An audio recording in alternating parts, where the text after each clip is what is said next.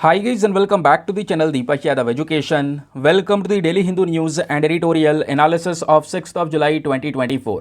तो गाइज आज है तारीख 6 जुलाई 2024 और है सैटरडे। देखेंगे आज के द हिंदू कंप्लीट न्यूज़पेपर को एनालाइज करेंगे। बट लेक्चर में आगे बढ़ने से पहले अगर आपको इस लेक्चर का पीडीएफ चाहिए तो क्या करना है, सबसे पहले डाउनलोड करना है टेलीग्राम, देन उसके बाद जाके सर्च बॉक्स में टाइप करना Deepak Yadav education UPSC. As you can see guys आपको ये वाला चैनल मिल जाएगा, उस पर क्लिक करना और जाकर इस चैनल को ज्वाइन कर लेना। यहाँ से आप डेली बेसिस पे इस लेक्चर के पीडीएफ को डाउनलोड कर पाओगे। नाउ हमेशा की तरह हम लोग अपने लेक्चर को एक मैप के क्वेश्चन के साथ स्टार्ट करेंगे। तो आज आप सभी को मैप में जाकर देखना है कावेरी रिवर को कहाँ पर है एग्जैक्टली लोकेटेड, इसको अच्छे से मैप में देखना। देन उसके बाद आकर नीचे कॉमेंट सेक्शन में टाइप करना, जिससे कि आप लोग इसको लंबे समय तक याद रख पाओगे। साथ ही साथ एक क्वेश्चन सॉल्व करेंगे जो कि यूपीएससी पैटर्न के ऊपर बेस्ड है। डेली बेसिस पे हम यहाँ पर एक प्रैक्टिस क्वेश्चन को भी सॉल्व करते हैं। क्वेश्चन क्या बोलता है उससे पहले ये समझिए कि कल के न्यूज़पेपर एनालिसिस में या कल के द हिंदू अखबार में एक आर्टिकल छपा था जहाँ पर फीमेल घड़ियाल्स को लेकर बातचीत हुई थी। तो घड़ियाल्स के बारे में हर एक जो माइन्यूट डिटेल्स हैं वो सभी चीज़ें मैंने आपको प्रोवाइड करवा दी थी, जहाँ के बेसिस पे क्वेश्चन तैयार हो सकता है। तो दोस्तों इसी आर्टिकल के बेसिस पे हम आपके सामने एक क्वेश्चन यहाँ पर लेकर आए हुए हैं, इसको आपने अटेम्प्ट करना है। क्वेश्चन क्या बोलता है, कंसिडर द फॉलोइंग स्टेटमेंट्स। यहाँ पर 3 स्टेटमेंट है, बताना है इन तीनों में से कितने स्टेटमेंट सही हैं। पहला स्टेटमेंट बोलता है कि जो घड़ियाल्स है ये फ्रेश वाटर और सॉल्ट वाटर एनवायरमेंट दोनों ही प्रकार के एनवायरमेंट में रह सकता है। दूसरा स्टेटमेंट बोलता है कि जो घड़ियाल्स है ये इंडिया और नेपाल में ही केवल पाया जाता है। तीसरा स्टेटमेंट, जो घड़ियाल्स हैं इनको IUCN के रेड लिस्ट में क्रिटिकली एंडेंजर्ड कैटेगरी में कवर किया गया है। तो बताइए इन तीनों में से कितने स्टेटमेंट सही हैं। ऑप्शन नंबर ए केवल 1, बी केवल 2, सी तीनों सही हैं या फिर डी तीनों के तीनों गलत हैं। तो इसका सही आंसर सभी को नीचे कमेंट सेक्शन में देना है। एटलीस्ट सभी को उसमें पार्टिसिपेट करना है, जैसे मैं आप लोगों से डेली बेसिस पे बोलता हूँ। बाय द वे इसका जो करेक्ट आंसर है वो मैंने आपको टेलीग्राम पर प्रोवाइड करवा दिया है, वहाँ से भी आप इसको चेकआउट कर सकते हैं। और अगर वहाँ पर आंसर नहीं मिलता है तो भी कोई परेशान होने की ज़रूरत नहीं है, क्योंकि वीडियो के लास्ट में इसके करेक्ट आंसर का डिस्कशन हम लोग करेंगे। तो चलो शुभारंभ करते हैं और चलते हैं सबसे पहले थंबनेल वाले इंपॉर्टेंट आर्टिकल की तरफ। तो दोस्तों ये जो टॉपिक है जिसके बेसिस पे हमने थंबनेल क्रिएट किया हुआ है, इसको लेकर 100 आर्टिकल्स पब्लिश हो चुके हैं। Indian Express, Hindustan Times, live mint सभी न्यूज़पेपर्स के अंदर चर्चाएं हो रही हैं। कुछ आर्टिकल्स आपके सामने यहाँ पर दिख भी रहे होंगे। 14 घंटा पहले, 10 घंटा पहले, अभी 41 मिनट पहले भी आर्टिकल्स पब्लिश हो रहे हैं। अब यहाँ पे जानने की कोशिश करेंगे क्या वाकई में एक जो रोबोट है उसने खुदकुशी की है। ये केस दोस्तों साउथ कोरिया से निकल कर आया है। अगर ऐसा हुआ है तो इसके पीछे का रीज़न क्या है, ये सभी चीज़ें दोस्तों यहाँ पे हम डिस्कस करने वाले हैं। एक इंपॉर्टेंट आर्टिकल होगा और स्पेशली यहाँ पर जो आर्टिफिशियल इंटेलिजेंस है उसके पर्सपेक्टिव से एक इंपॉर्टेंट एग्जाम्पल भी हमारे सामने रहेगा। तो चलिए बात करते हैं पूरा का पूरा जो मामला है वो आखिरकार चल क्या रहा है आजकल। देखिए ये जो रोबोट है ना, ये इंसानी ज़िंदगी के अंदर जो अलग अलग पहलू हैं उन सभी चीज़ों का हिस्सा बन चुके हैं। रेस्टोरेंट से लेकर जितने भी अस्पताल हैं, होटल्स हैं, सभी जगह पर दोस्तों रोबोट्स का इस्तेमाल होना शुरू हो चुका है। कहीं ना कहीं आपकी रोबोट से मुलाकात हो सकती है इन सभी जगहों में, क्योंकि जो रोबोट है वो बिना थके दिन रात काम कर सकते हैं। और इनके अंदर जो ह्यूमन इमोशंस होते हैं, इंसानी भावनाएं जो होती हैं वो होती नहीं हैं। सिंपल सी बात है, मशीन है। तो इंसानी भावनाएं ना होने के चलते जो डिप्रेशन है दोस्तों, उस डिप्रेशन में ये रोबोट कभी जा ही नहीं सकता। हालांकि पहली बार यहाँ पर किसी रोबोट के खुदकुशी का या सुसाइड का जो मामला है वो सामने आया है, जिसको लेकर हज़ारों आर्टिकल्स यहाँ पे चर्चाएं कर रहे हैं आजकल। दोस्तों ये मामला साउथ कोरिया का है। जैसे मैंने आपको बताया, साउथ कोरिया की एक सिटी है गुमी सिटी। यहाँ पर एक रोबोट ने सीढ़ी से, ठीक है, कूद कर यहाँ पे अपनी जान दे दी है, ऐसा बताया जा रहा है। आप ये सोच रहे होंगे कि एक रोबोट आखिर ये हरकत या ये काम या ये स्टेप कैसे उठा सकता है। तो डेली मेल की अपनी एक रिपोर्ट है, उसमें बताया गया है कि ये जो मामला है ये 20 जून शाम में करीब 4 बजे का है। अभी मैं आपको इसके बारे में और डिटेल बताऊंगा कि आखिरकार चल क्या रहा है। अब पहला क्वेश्चन दोस्तों जो हमारे सामने ये निकल कर आता है, क्या कोई रोबोट इस प्रकार से सुसाइड कर सकता है। सबसे बड़ा सवाल यह है कि अगर किसी रोबोट या मशीन में इंसानी भावनाएं नहीं होती हैं तो वो ऐसे आत्महत्या जैसा कदम कैसे उठा सकता है। हो सकता है कि एक नज़र में ऐसा आपको लग रहा हो, जैसा मुझे भी स्टार्टिंग में लगा कि यार कोई तकनीकी खामी हो गई होगी, है ना, टेक्निकल इशू होगा, गलती हो गई होगी, और गलती से रोबोट गिर गया होगा जीने से, और जीने से जब गिर गया, टूट टाट गया, तो उसको यहाँ पर ऐसा नाम दे दिया कि भाई हाँ रोबोट ने ये कर लिया। लेकिन दोस्तों यहाँ पे बहुत सारी चीज़ें जो हमें समझना होगा। यहाँ पे बोला जा रहा है कि इस मामले को दुनिया का पहला रोबोट सुसाइड केस क्यों कहा जा रहा है, आइए समझते हैं। क्योंकि दोस्तों इस रोबोट को जब तैयार किया गया तो कर्मचारी की तरह, एक जो एम्प्लॉय होता है उसकी तरह ही काम करवाया जा रहा था। ये कुछ फोटोज़ आपको देखने को मिलेंगे, एग्जैक्टली ये वो रोबोट है दोस्तों, ठीक है, जो जीने से सीधा कूदा है ऐसा बताया जा रहा है और उसके बाद में डैमेज हो गया है। रोबोट को कैलिफोर्निया की एक कंपनी है बियर रोबोटिक्स, इनकी ओर से तैयार किया गया है और सरकारी दफ्तर में जो रोबोट सुपरवाइज़र की तरह ये काम करता था। रोबोट का यहाँ पर आप कह सकते हैं जो बाकायदा एम्प्लॉय कार्ड वगैरह होता है ना, ये सब कुछ बना हुआ था वहाँ पर। और जैसे कर्मचारी बाकी सारे लोग होते हैं सुबह 9 बजे से लेकर 6 बजे तक काम करते हैं, उसी तरीके से रोबोट से भी सुबह 9 बजे से 6 बजे तक काम करवाया जा रहा था। ये रोबोट जो है कह सकते हैं एक दूसरे फ्लोर पर जाने के लिए लिफ्ट भी बुला सकता था। ये खुद नहीं जाता था, केवल लिफ्ट बुलाता था कि हाँ इस फ्लोर पर जाना है, उस फ्लोर पर जाना है, और जानकारी भी बहुत सारी प्रोवाइड करवाता था। और साथ ही साथ में दोस्तों एक पर्टिकुलर फ्लोर पर जो डॉक्यूमेंट्स होते हैं उनको भी डिलीवर करता था। तो ये सारे काम जो हैं वो आसानी से ये रोबोट कर सकता था। तो इस तरीके से इस रोबोट को डिज़ाइन किया गया। अब रोबोट की अगर आप देख पाएंगे, सिटी हॉल में किसी भी दूसरे कर्मचारी की तरह ही काम करने के लिए इसको डिज़ाइन किया गया था, है ना। अब अगर आप देखते हैं इस रोबोट को किसी दूसरे की मदद ज़रूरत पड़ती नहीं थी। पिछले साल अगस्त में जो रोबोट सुपरवाइज़र है ये अपनी तरह कह सकते हैं कि यहाँ पर एक पहला रोबोट बनकर आया जिसने बड़ी जिम्मेदारी संभाली, ये सारा काम यहाँ पर संभाला। ये सब कुछ देखने को मिला जिसके बेसिस पर पता चल रहा है कि रोबोट के ऊपर कई सारी जो रिस्पॉन्सिबिलिटीज़ है वो डाल दी गई थी। रोबोट को इस तरीके से डिज़ाइन किया गया था कि वो सीढ़ियों की तरफ जाएगा ही नहीं। सबसे मेन पॉइंट यही है दोस्तों कि आखिरकार इसको यहाँ पर ये सुसाइड का नाम इसलिए दिया जा रहा है क्योंकि रोबोट को डिज़ाइन इस प्रकार से किया गया था कि सीढ़ियों की साइड नहीं जाएगा। कहोगे ऐसे कैसे डिज़ाइन कर सकते हैं? क्योंकि दोस्तों इसमें सेंसर्स लगा दिए जाते हैं, है ना, सेंसर लगाए जाते हैं सामने कि हाँ इस चीज़ के सामने नहीं जाना है, तो वो ट्रैक करके उस चीज़ से पीछे हट जाता है। तो ढेरों सेंसर्स हैं, स्मार्ट फीचर्स यहाँ पर सब लगाए गए हैं। तो इससे यहाँ पर रोबोट को मदद मिलती है कि हाँ भाई मुझे इस दायरे में काम करना है। तो लोग यहाँ पर ये बता रहे हैं कि उसका जो व्यवहार है सीढ़ियों से कूदने से पहले वो थोड़ा अजीब सा था। लंबे वक्त वो एक ही जगह पर चक्कर काट रहा था, चक्कर काटते काटते, और क्या हुआ कि थोड़ी देर बाद एक लंबा रास्ता तय करके सीधा सीढ़ियों पर जाकर और सीधा वहाँ से छलांग मार दिया। फिर यहीं पर इसी वजह से क्वेश्चन उठ रहा है कि जाहिर सी बात यह है कि जो ये रोबोट है ये ऑफिस के कर्मचारी की तरह था, ठीक है। अचानक ख़राब हो जाए तो समझ आता है, लेकिन इस तरीके से पूरा का पूरा एक जगह पर घूमते रहना बड़ी देर तक, फिर उसके बाद एक लंबा रास्ता तय करने के बाद जाकर सीधा सीढ़ियों से कूद जाना, ये एक अजीब घटना है जिस वजह से ये जो वर्ड है ना आत्महत्या, ये यहाँ पर यूज़ किया जा रहा है इस पर्टिकुलर रोबोट के लिए। बताया जा रहा है काम का प्रेशर इतना डाल दिया कि रोबोट भी आज के समय पर इस तरीके से डेड हो गया।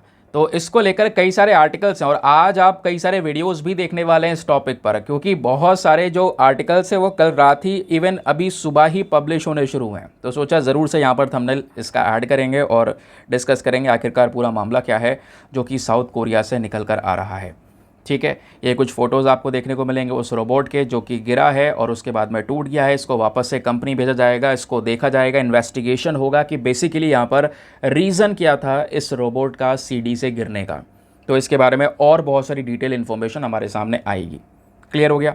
चलिए आगे आते हैं आज के न्यूज़पेपर के सबसे पहले आर्टिकल पर। अखबार में पेज नंबर 1 पर दोस्तों अगर आप जाएंगे तो एक इम्पॉर्टेंट टॉपिक मिलेगा जिसको GS paper number 2 international relations के साथ में हम लोग लिंक करेंगे। तो आपको पता होगा प्राइम मिनिस्टर नरेंद्र मोदी जी की एक इम्पॉर्टेंट विजिट होने वाली है रशिया में, और ये जो विजिट होगी प्योरली बायलैटरल होगी, जहां पर व्लादिमीर पुतिन और प्रधानमंत्री नरेंद्र मोदी दोनों मिलकर कई सारे टॉपिक्स को डिस्कस करेंगे। प्लस इन दोनों के एजेंडा में जो यूक्रेन का कॉन्फ्लिक्ट है वो भी देखने को मिल रहा है। ये बात खुद हमारे फॉरेन सेक्रेटरी मेंशन करते हैं। चलिए जानते हैं ये इस न्यूज़पेपर के आर्टिकल में क्या बोला जा रहा है और उसके बाद में आपने इस आर्टिकल को कैसे टैकल करना है, एग्जाम में क्वेश्चन कैसे बन सकता है। तो हमने ये जान लिया कि मामला क्या चल रहा है। अब ये जो विजिट है दोस्तों ये 9 जुलाई से होगी, मतलब 9 जुलाई को एक स्पेशल मीटिंग है। वैसे अगर आप देख पाएंगे तो 8 और 9 जुलाई को यहाँ पर ये विजिट होने वाली है, जहाँ पे पीएम रशिया जाएंगे और व्लादिमीर पुतिन के साथ में डिस्कशंस करेंगे, बातचीत करेंगे, कई सारे टॉपिक्स के ऊपर डिस्कशन किए जाएंगे। ये बोला जा रहा है कि जब ये दोनों मीटिंग करेंगे तो यूक्रेन का इशू भी उठाया जाएगा। प्लस अभी रिसेंटली आपने देखा होगा इंडियंस को रशियन मिलिट्री में रिक्रूट किया गया, कुछ की जान भी गई। तो इस मैटर को भी डिस्कस किया जाएगा। साथ ही साथ में एक्सपेक्टेशन है कुछ और इश्यूज़ जो पेंडिंग पड़े हैं लंबे समय से, 2021 की जो आखिरी एनुअल समिट हुई थी ना, तब के मामले पेंडिंग पड़े हुए हैं, तो उन मामले को भी दोस्तों यहाँ पर देखा जाएगा, है ना। उसके अलावा कनेक्टिविटी, ट्रेड, स्पेस, ऑयल, है ना। उसके अलावा यहाँ पर और भी कई सारी जो डिफेंस सप्लाईज़ है, क्योंकि आपको पता होगा रशिया और इंडिया दोनों के बीच में जो डिफेंस रिलेशन है वो काफ़ी मजबूत भी हैं। प्लस जो न्यूक्लियर पावर रिएक्टर है, क्योंकि आपको पता होना चाहिए तमिलनाडु के अंदर में जो कुदानकुलम न्यूक्लियर पावर प्लांट है वो रशिया की मदद से बनाया गया है। तो न्यूक्लियर पावर रिएक्टर्स को लेकर जो कॉपरेशंस हैं वो भी यहाँ पर डिस्कस किए जाएंगे इस पर्टिकुलर मीटिंग में। खास बात यहाँ पर यह है दोस्तों, जब ये मीटिंग चलेगी भारत और रशिया की, तो उसी दौरान यहाँ पर वेस्टर्न कंट्रीज़ के नाटो का भी एक मीटिंग चलेगा। NATO means North Atlantic Treaty Organisation. कई सारे देशों का दोस्तों ये पूरा का पूरा ग्रुप है। ये सब नाटो कंट्रीज़ की भी मीटिंग होने वाली है। और नाटो कंट्रीज़ का जो ये मीटिंग होगा या जो समिट होगा, जो भी कह लो, ये बताया जा रहा है यूएस के प्रेसिडेंट जो जोसेफ बाइडन है, ये यहाँ पर होस्ट करने वाले हैं। ठीक है, ये 75वीं एनिवर्सरी समिट होने वाली है, जिसमें यूक्रेन के प्रेसिडेंट भी प्रेजेंट होंगे। प्लस 8 जुलाई से 10 जुलाई तक मीटिंग चलेगी। तो एक तरफ नाटो की वेस्टर्न कंट्रीज़ की मीटिंग चल रही होगी और दूसरी तरफ यहाँ पे भारत रशिया जा चुका होगा, भारत रशिया के बीच में डिस्कशन चल रहे होंगे, बातचीत चल रही होगी। तो इंपॉर्टेंट है यहाँ पर देखने के लिए आखिरकार वेस्टर्न कंट्रीज़ की साइड से क्या स्टेटमेंट आता है, क्योंकि वो देश वैसे भी नहीं चाहते कि जो भारत है वो रशिया के साइड में जाए, है ना। तो बट यहाँ पर आप देख पाएंगे तो रशिया ने चीज़ों को बैलेंस कर रखा है यूएस के साइड में भी, क्योंकि आज के समय पर हमें यह दिखता है यूएस और रशिया दोनों बहुत ज़्यादा एनिमी कंट्री के तौर पर नजर आए। वेस्टर्न कंट्रीज ने लगातार रशिया पे सैंक्शंस लगाए हैं, रशिया जिस वजह से व्यापार नहीं कर पा रहा है। रीज़न वही कि रशिया ने जो अटैक करना शुरू किया यूक्रेन को, उसकी वजह से। तो ये जो मामला है कहाँ पे जाके थमता है, अभी आने वाले समय पर डेफिनेटली दोस्तों लिख लेना, कई सारे स्टेटमेंट्स वेस्टर्न कंट्रीज़ की साइड से आने वाले हैं, क्योंकि वो पहले भी बोल चुके हैं कि जो रशिया यूक्रेन पर अटैक कर रहा है, यूक्रेन में बॉम्बिंग कर रहा है, उसमें इंडिया का फंड जा रहा है, क्योंकि भारत लगातार रशिया से व्यापार कर रहा है, लगातार पैसा प्रोवाइड करवा रहा है। व्यापार होगा तो सिंपल सी बात है, रशिया को पेमेंट देंगे तो वो पैसा मिलेगा, उस फंडिंग से यहाँ पर क्या हो रहा है, यूक्रेन वॉर में रशिया को सपोर्ट मिल रहा है। ऐसे कई बार जो एलिगेशंस है वो वेस्टर्न कंट्रीज़ की साइड से लगाए गए हैं। फिलहाल के लिए देखेंगे आने वाले समय पर एग्जैक्टली क्या होने वाला है, क्योंकि अभी वेट करना ज़रूरी है। आज 6 ही जुलाई है, 8 और 9 जुलाई को ये स्पेशल मीटिंग होगी। इस मीटिंग में एग्जैक्टली कौन कौन से टॉपिक्स पर चर्चा होने वाली है वो हमको फिर उसके बाद 10 जुलाई को पता चलेगा, समझ गए। तो वो यहाँ पर बताया गया है, तो थोड़ा सा वेट करना हमारे लिए ज़रूरी रहेगा। फिलहाल ये हमारा केवल आर्टिकल कवर हुआ है दोस्तों, है ना। लेकिन इस आर्टिकल में कई सारी ऐसी इंफॉर्मेशन है, बैकग्राउंड इंफॉर्मेशन, जो एग्जाम में पूछी जाएगी। क्योंकि आपने न्यूज़ पढ़ लिया, समझ में आ गया, क्या आपको लगता है इस न्यूज़ से कोई क्वेश्चन बन सकता है कि इंडिया रशिया की मीटिंग हुई, कहाँ पे हुई, ये हुआ वो हुआ? अब ऐसा कोई क्वेश्चन नहीं बनेगा दोस्तों। क्वेश्चन बनेगा तो आपको भारत और रशिया के संबंध के बारे में पता होना चाहिए, क्योंकि वो इंटरनेशनल रिलेशन का टॉपिक है, हमारे लिए ज़रूरी है ना। अगर आप अच्छे से फॉलो कर रहे हैं सिलेबस तो आपको पता होगा। चलिए मैं आपको दोनों के संबंध के बारे में पढ़ाता हूँ। और दोस्तों इन दोनों देशों के रिलेशंस को हम बहुत ही इंटरेस्टिंग वे में कवर करेंगे, कि अगर आपने बस खाली इतना पॉइंट ध्यान से सुन लिया तो आगे जो समिट होगा, फिर उसके बाद कई सारे और टॉपिक आएंगे, लगातार चर्चाएं होंगी भारत रशिया की, कुछ भी अलग से पढ़ने की ज़रूरत नहीं है। केवल इतने रिलेशंस को दिमाग में बैठा के रखना, क्योंकि मेंस में क्वेश्चन आएगा या प्रीलिम्स में कोई क्वेश्चन आएगा वो यहीं से आएगा। चलिए जानते हैं। तो दोस्तों संबंध को पढ़ने से पहले थोड़ा सा इतिहास जानना होगा कि आखिरकार हम आज के समय पर कहते हैं कि हाँ इंडिया और रशिया ट्रूली पार्टनर्स हैं, ऐसा क्यों बोलते हैं। तो इतिहास देखा जाए तो दोस्तों लंबे समय से इंडिया के साथ में रशिया का जो पार्टनरशिप है वो नज़र आता है। शुरुआत होती है कोल्ड वॉर से। कोल्ड वॉर जो कि एक शीत युद्ध था, जहां पर वेस्टर्न कंट्रीज एक साइड थी और इधर सोवियत यूनियन एक साइड था। सोवियत यूनियन समझ रहे हो ना, यूएसएसआर। यही यूएसएसआर 1991 में टूटा। जब ये टूटा तो इसमें से अलग अलग 15 देश बनकर आए। इन 15 देश में रशिया भी दोस्तों यहाँ पर एक देश बनकर आया। क्लियर हो गया। अब हुआ ये एग्जैक्टली कि यूएसएसआर और साथ ही साथ में वेस्टर्न कंट्रीज़, इनके बीच में ये पूरा का पूरा कोल्ड वॉर चल रहा था। वॉर बेसिकली ये हाथापाई नहीं हो रही थी, यहाँ पर एडवांसमेंट्स को लेकर वॉर हो रहे थे। तो इसमें क्या हुआ, यूएसएसआर टूट गया दोस्तों, रशिया बनकर आया 1991 में। लेकिन भारत के जो रिलेशन है रशिया के साथ में वो सोवियत यूनियन के समय से ही है ना। इंडिया ने यहाँ पर लगातार सोवियत यूनियन के समय से ही, क्योंकि उस समय पर इंडिया के पास में ऑफर है कि हम किसको ज्वाइन करेंगे, क्या हम वेस्टर्न कंट्रीज़ को ज्वाइन करेंगे या यूएसएसआर को ज्वाइन करेंगे। तो भारत ने क्या अपनाया, आपको पता होगा, नॉन अलाइंड मूवमेंट लेकर आए। इंडिया उसका लीडर था। कि ना हम वेस्टर्न कंट्रीज़ को ज्वाइन करेंगे, ना ही हम यूएसएसआर को ज्वाइन करेंगे। समझ गए? तभी से जो रिलेशंस हैं वो लगातार कोलैबोरेशन के बेसिस पर देखने को मिले। और भारत और सोवियत फ्रेंडशिप ट्रीटी की गई थी 1971 में, यानी ये जो टूटा है यूएसएसआर उससे पहले की बात है। तो यहाँ पर हमने देखा था जो इंडिया पाकिस्तान का वॉर हुआ था दोस्तों 1971 का, याद है सभी को वो वॉर? हम पढ़ते हैं ये वो वॉर था जब अमेरिका और चाइना दोनों के दोनों पाकिस्तान को सपोर्ट कर रहे थे। तो दोस्तों ये वही समय था जब रशिया एक लौता ऐसा देश था जिसने भारत को सपोर्ट किया। इसकी वजह से यहाँ पर जो रिलेशंस है तब से हमारे एक्सपैंड होते हुए नजर आएंगे। फिर उसके बाद बात आती है declaration on the India Russia partnership.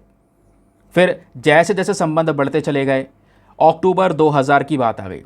Sun October 2000 India और रशिया बन चुका था। इन दोनों ने मिलकर अपना एक नया कैरेक्टर सामने लेकर आए।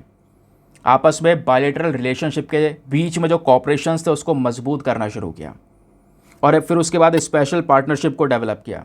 क्योंकि फिर दोस्तों दिसंबर 2010 में रशियन प्रेसिडेंट भारत आते हैं और उसके बाद में एक स्ट्रैटेजिक पार्टनरशिप को बढ़ावा दिया जाता है कि हाँ भारत और रशिया दोनों मिलकर इस पार्टनरशिप को लेकर काम करेंगे। फिर बात आती है एनर्जी सिक्योरिटी की। रशिया दोस्तों यहाँ पे अगर आप देख पाएंगे तो दुनिया भर के लिए इंपॉर्टेंट देश है। रीज़न यह है कि रशिया में जो नेचुरल गैस है दोस्तों वो भरपूर मात्रा में प्रेजेंट है। दुनिया के सबसे बड़े भंडार नेचुरल गैस के रशिया में ही हैं और भारत को या दूसरे कंट्रीज़ को नेचुरल गैस की बहुत ज़्यादा ज़रूरत है। और इवन यहाँ पर जो इंडिया है दोस्तों वो रशिया से हाइड्रोकार्बन्स को भी इंपोर्ट करता है। तो डेफिनेटली अगर हम देखें स्पेशली न्यूक्लियर एनर्जी के मामले में या एनर्जी प्रोडक्शन के मामले में, क्योंकि उस नेचुरल गैस की बात करें, हाइड्रोकार्बन्स की बात करें, यहाँ से हम एनर्जी प्रोड्यूस करेंगे, तो इन बेसिस पर रशिया डेफिनेटली हमारे लिए एक इंपॉर्टेंट पार्टनर है। फिर आपको पता होना चाहिए इस न्यूक्लियर प्लांट के बारे में जिसका नाम है कुदानकुलम न्यूक्लियर पावर प्लांट। इस प्लांट को तमिलनाडु में तैयार किया गया दोस्तों, तमिलनाडु बनाया गया है। ये प्लांट हमने अकेले नहीं बनाया, यहाँ पे रशिया का बहुत बड़ा सपोर्ट है, रशिया का एक बहुत बड़ा असिस्टेंस है, ठीक है, उनका बड़ा इन्वेस्टमेंट है जिसके बेसिस पर यह प्लांट तैयार हुआ। तो इस बेसिस पे रिलेशन मजबूत हुए। फिर बात आती है इकोनॉमिक कन्वर्जेंस की। रशिया इंडिया का 7th बिगेस्ट ट्रेडिंग पार्टनर बन चुका है और ज़्यादा आगे आ चुका है। एक समय था दोस्तों कि हम यहाँ पर क्या सोच रहे थे कि साल 2025 तक, इमेजिन करो, हम ये सोच रहे थे कि भारत रशिया के बीच में किस तरीके से 2025 तक जो व्यापार होगा उसको $50 बिलियन का किया जाएगा, यानी जो इन्वेस्टमेंट होगा स्पेशली वो $50 बिलियन का किया जाएगा। ये हमारा यहाँ पर कह सकते हैं एक टारगेट है। फिर हमने एक चीज़ ये भी सोचा कि 2025 तक कैसे दोनों देशों के बीच में व्यापार $30 बिलियन का करेंगे, ये हमने सोचा था। लेकिन दोस्तों ऑलरेडी जो व्यापार है वो $45 बिलियन क्रॉस कर चुका है। कहोगे ऐसा कैसे? जो हमने टारगेट सेट किया था वो इतने साल पहले ही और बड़े मात्रा में क्रॉस हो चुका है। रीज़न यहाँ पर यही है कि हमने रिसेंटली जो देखा, रशिया ने जब यूक्रेन पर अटैक किया तो उसके बाद में रशिया पे जो सैंक्शन लगे, सैंक्शन इतने खतरनाक है कि रशिया आज डॉलर भी इस्तेमाल नहीं कर सकता। तो इसके बेसिस पे दोस्तों रशिया ने कई सारे जो प्रोडक्ट्स हैं, स्पेशली कच्चा तेल रशिया के पास में भरपूर मात्रा में प्रेजेंट है, तो उन्होंने डिस्काउंट में हमें कच्चा तेल दिया। अभी हम कोयला भी रशिया से परचेज कर रहे हैं। समझ रहे हो इस बात को? तो हमने व्यापार रशिया से बढ़ा दिया और इतना ज़्यादा बढ़ाया कि रशिया कई सारे देशों को पीछे छोड़ गया और आज रशिया एक one of the top trading country है भारत के साथ में। ये दोनों के रिलेशंस इस तरीके से मजबूती के साथ में सेट होते हैं और आज का करंट का ट्रेंड क्या है और ऐतिहासिक ट्रेंड क्या है वो दोनों मैंने लिंक किया। अब बात आती है इस जियोपॉलिटिक्स को बैलेंस करने की, क्योंकि दोस्तों रशिया इसलिए भी ज़रूरी है अगर हमें चाइनीज़ अग्रेशन को काउंटर करना है तो।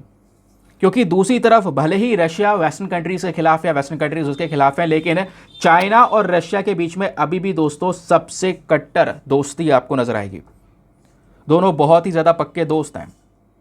तो चाइना अगर भारत के साथ में बॉर्डर पर, स्पेशली लद्दाख वाले रीजन पर अग्रेशन दिखाता है तो उस पॉइंट पर जो रशिया है दोस्तों वो इस टेंशन में कंट्रीब्यूट कर सकता है और यहाँ पर चाइना को थोड़ा सा कंट्रोल कर सकता है। लेकिन अगर हम देखें तो ऐसा हुआ नहीं है। जब यहाँ पर, क्योंकि बॉर्डर इशू तो चल ही रहे हैं ना, लेकिन रशिया कुछ बोला नहीं है बीच में।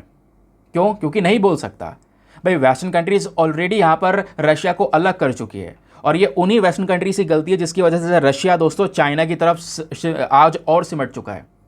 चाइना के ऊपर डिपेंडेंट होता चले जा रहा है क्योंकि चाइना से ही मैक्सिमम व्यापार कर रहा है वो।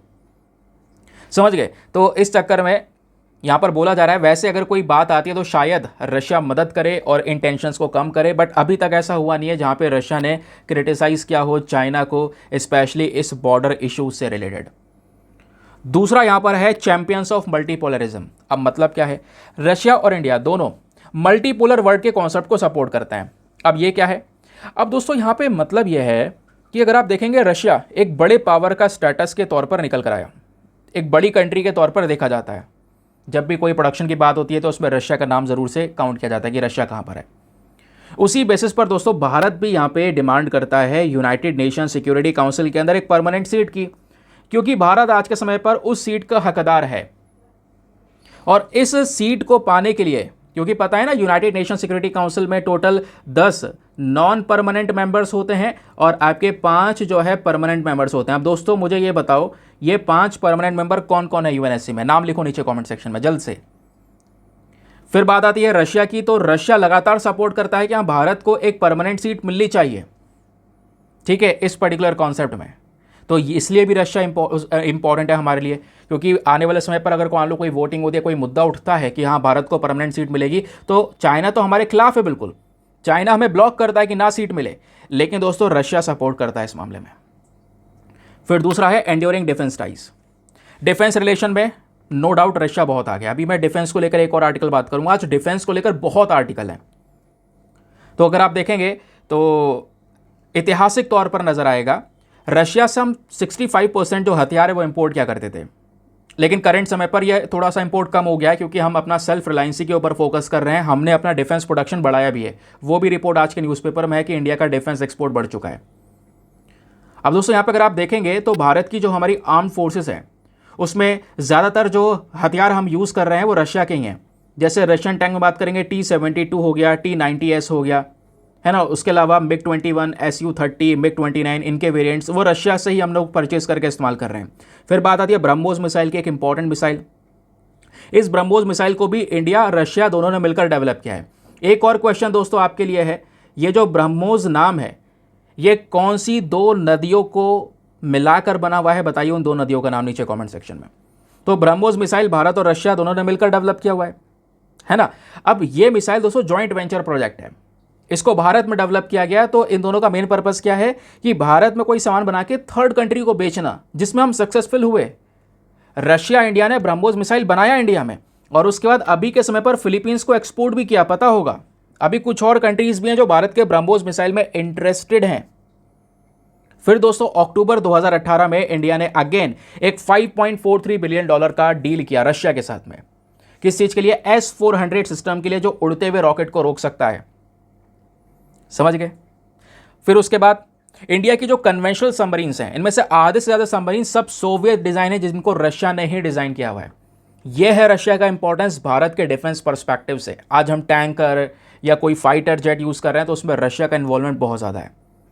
अगर आप देखेंगे तो ये एक स्टेटस हमारे पास में एक डेटा है कि 1992 से लेकर साल 2021 के बीच में भारत का जो इंपोर्ट है, स्पेशली आर्म्स यानी कि हथियारों का जो हमने इंपोर्ट किया है, वो किन किन देशों से किया है। 1992 से लेकर 2021 के बीच में आप देख पाओगे रशिया से 65% इंपोर्ट किया है। ये रशिया का यहाँ पर पूरा का पूरा कॉन्ट्रीब्यूशन है। इजराइल से 7%, फ्रांस से 7%, यूएस से 7%, यूके से 4%, देन अदर कंट्रीज से 9%। यह है इंपॉर्टेंस रशिया का इंडिया के प्रति। इस वजह से मीटिंग्स भी बहुत ज़रूरी हैं। अब दोस्तों यहीं पर ना एक और चीज़ आती है, भले ही रिलेशन अच्छे हों, लेकिन दोस्तों इन दोनों देशों के इन संबंधों में कुछ समस्याएं भी हैं। अब वो इश्यूज़ क्या क्या हैं इसको देखिए। इश्यूज़ में सबसे पहला है रशिया के जो टाइज़ हैं चाइना के साथ में, वो भले ही कुछ भी हो, आगे कुछ भी गंभीर मैटर होता है चाइना से, तो भी दोस्तों हमें एक ऐसा अनुमान लगा लेना चाहिए रशिया हमें सपोर्ट नहीं करेगा चाइना के साथ में। क्यों? मजबूरी है। मजबूरी यह है कि वो खुद चाइना पे डिपेंडेंट है और वेस्टर्न कंट्रीज़ के सैंक्शंस की वजह से। क्योंकि अभी तक हमने देखा चाइना के साथ में एक बड़ा बॉर्डर इशू है, 2020 से ही एलएसी पर लंबा समय से इशू चल रहा है। रशिया एक स्टेटमेंट भी नहीं दिया है इस पूरे मामले में। और दूसरी तरफ यहाँ पर अगर आप देखते हैं तो रशिया और चाइना के जो मिलिट्री कॉपरेशन है पिछले कुछ समय पर वो तेज़ी से इंक्रीज़ हो चुके हैं। दोनों के बीच में जॉइंट इकोनॉमिक इनिशिएटिव्स नजर आएंगे, अलग अलग लेवल्स पर बातचीत हो रही हैं, सगे दोस्त बन चुके हैं आपस में।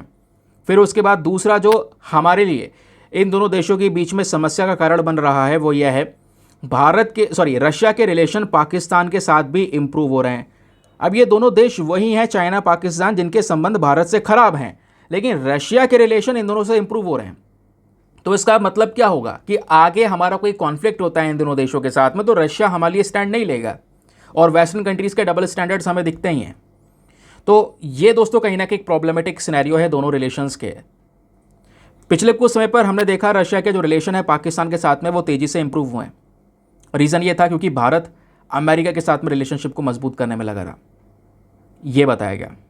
अब इंडिया की कैलकुलेशन के हिसाब से देखें तो हमारे लिए काफ़ी कॉम्प्लिकेटेड सिनेरियो है, क्योंकि हमें यहाँ पे रिलेशंस को बैलेंस करना है, एक तरफ यूएस के साथ में भी और दूसरी तरफ रशिया के साथ में भी। फिर एक और प्रॉब्लम आई, यूक्रेन क्राइसिस। अब यूक्रेन पे जो रशिया ने अटैक किया, इसकी वजह से रशिया पे खुद सैंक्शंस लग गए दुनिया भर के कि रशिया लगातार वॉयलेशन कर रहा है कई सारे एग्रीमेंट्स का, है ना। इंडिया को खुद क्रिटिसिज्म झेलना पड़ा रशिया की वजह से। जैसे मैंने आपको बताया, इस वॉर में लगातार हम क्रिटिसिज्म झेल रहे थे वेस्टर्न साइड से कि हम रशिया के इस अटैक को कह सकते हैं कंडम नहीं कर रहे हैं, इसकी निंदा नहीं कर रहे हैं, गलत है ये, ऐसा किया जा रहा था हमारे ऊपर। तो रिलेशंस में दोस्तों ये एक दिक्कत है। फिर सबसे बड़ी दिक्कत यहाँ पर यह भी नज़र आ रही है, रशिया को भी दिख रहा होगा कि भारत आत्मनिर्भर बन रहा है डिफेंस के मामले में, क्योंकि रशिया से जो सबसे ज़्यादा चीज़ें हम परचेज कर रहे हैं आज के समय पर वो आर्म्स परचेज कर रहे हैं, डिफेंस रिलेशंस उसके साथ में मजबूत हैं। लेकिन अभी के समय पर अगर आप देख पाएंगे तो क्रूड ऑयल भी परचेज किया जा रहा है, कोयला भी परचेज किया जा रहा है। लेकिन सिनेरियो यह है दोस्तों, जो एक समय पर 65% के आसपास इंपोर्ट हो रहा था रशिया से इन हथियारों का, वो ग्रेजुअली डिक्लाइन हो रहा है, कम हो रहा है, क्योंकि हम अपने डिफेंस इंपोर्ट्स को डाइवर्सिफाई कर रहे हैं या तो खुद अपने देश में बनाने के ऊपर एक स्पेशल फोकस कर रहे हैं। जैसे यहाँ पर एग्जाम्पल के तौर पर आपको दोस्तों ये नज़र आएगा कि इंडिया का जो इंपोर्ट है रशिया, चाइना और यूएस से 1992 से लेकर 2019 के बीच में किस प्रकार से रहा है। चाइना से भी हमने बहुत इंपोर्ट किया, लेकिन एकदम से डिक्लाइन होना शुरू हो गया है। यूएस से भी हम इंपोर्ट कम कर रहे हैं 2018 से ही, और रशिया से भी कम कर रहे हैं, क्योंकि हमारा मेन पर्पज़ है आत्मनिर्भर बनना, इन सभी डिफेंस आइटम्स को खुद से बनाना, खुद से बना के हम खुद एक्सपोर्ट करना चाहते हैं। समझ गए? तो इस पॉइंट को ध्यान रखिएगा दोस्तों, बहुत ही ज़्यादा इंपॉर्टेंट है। तो ये हमने किया आर्टिकल समाप्त, लेकिन ये आर्टिकल तो ऐसे ही पढ़ के हटा सकता था मैं, इतनी देर में तो आप अखबार पढ़ के ख़त्म भी कर देते, लेकिन ज़रूरी है बैकग्राउंड डेटा जानना, डिटेल्स समझना हमारे लिए बहुत ज़्यादा ज़रूरी है। वहीं से क्वेश्चन बनेगा मेंस में। चलिए आगे आते हैं, लेकिन आगे बढ़ने से पहले एक इंपॉर्टेंट इन्फॉर्मेशन, अगर आप लोग हमारे पेड ग्रुप्स को ज्वाइन करना चाहते हैं, आपके पास में बढ़िया मौका है इसको ज्वाइन करने का। यहाँ पर आपको डेली बेसिस पे करंट नोट्स के पीडीएफ वगैरह प्रोवाइड करवाए जाते हैं।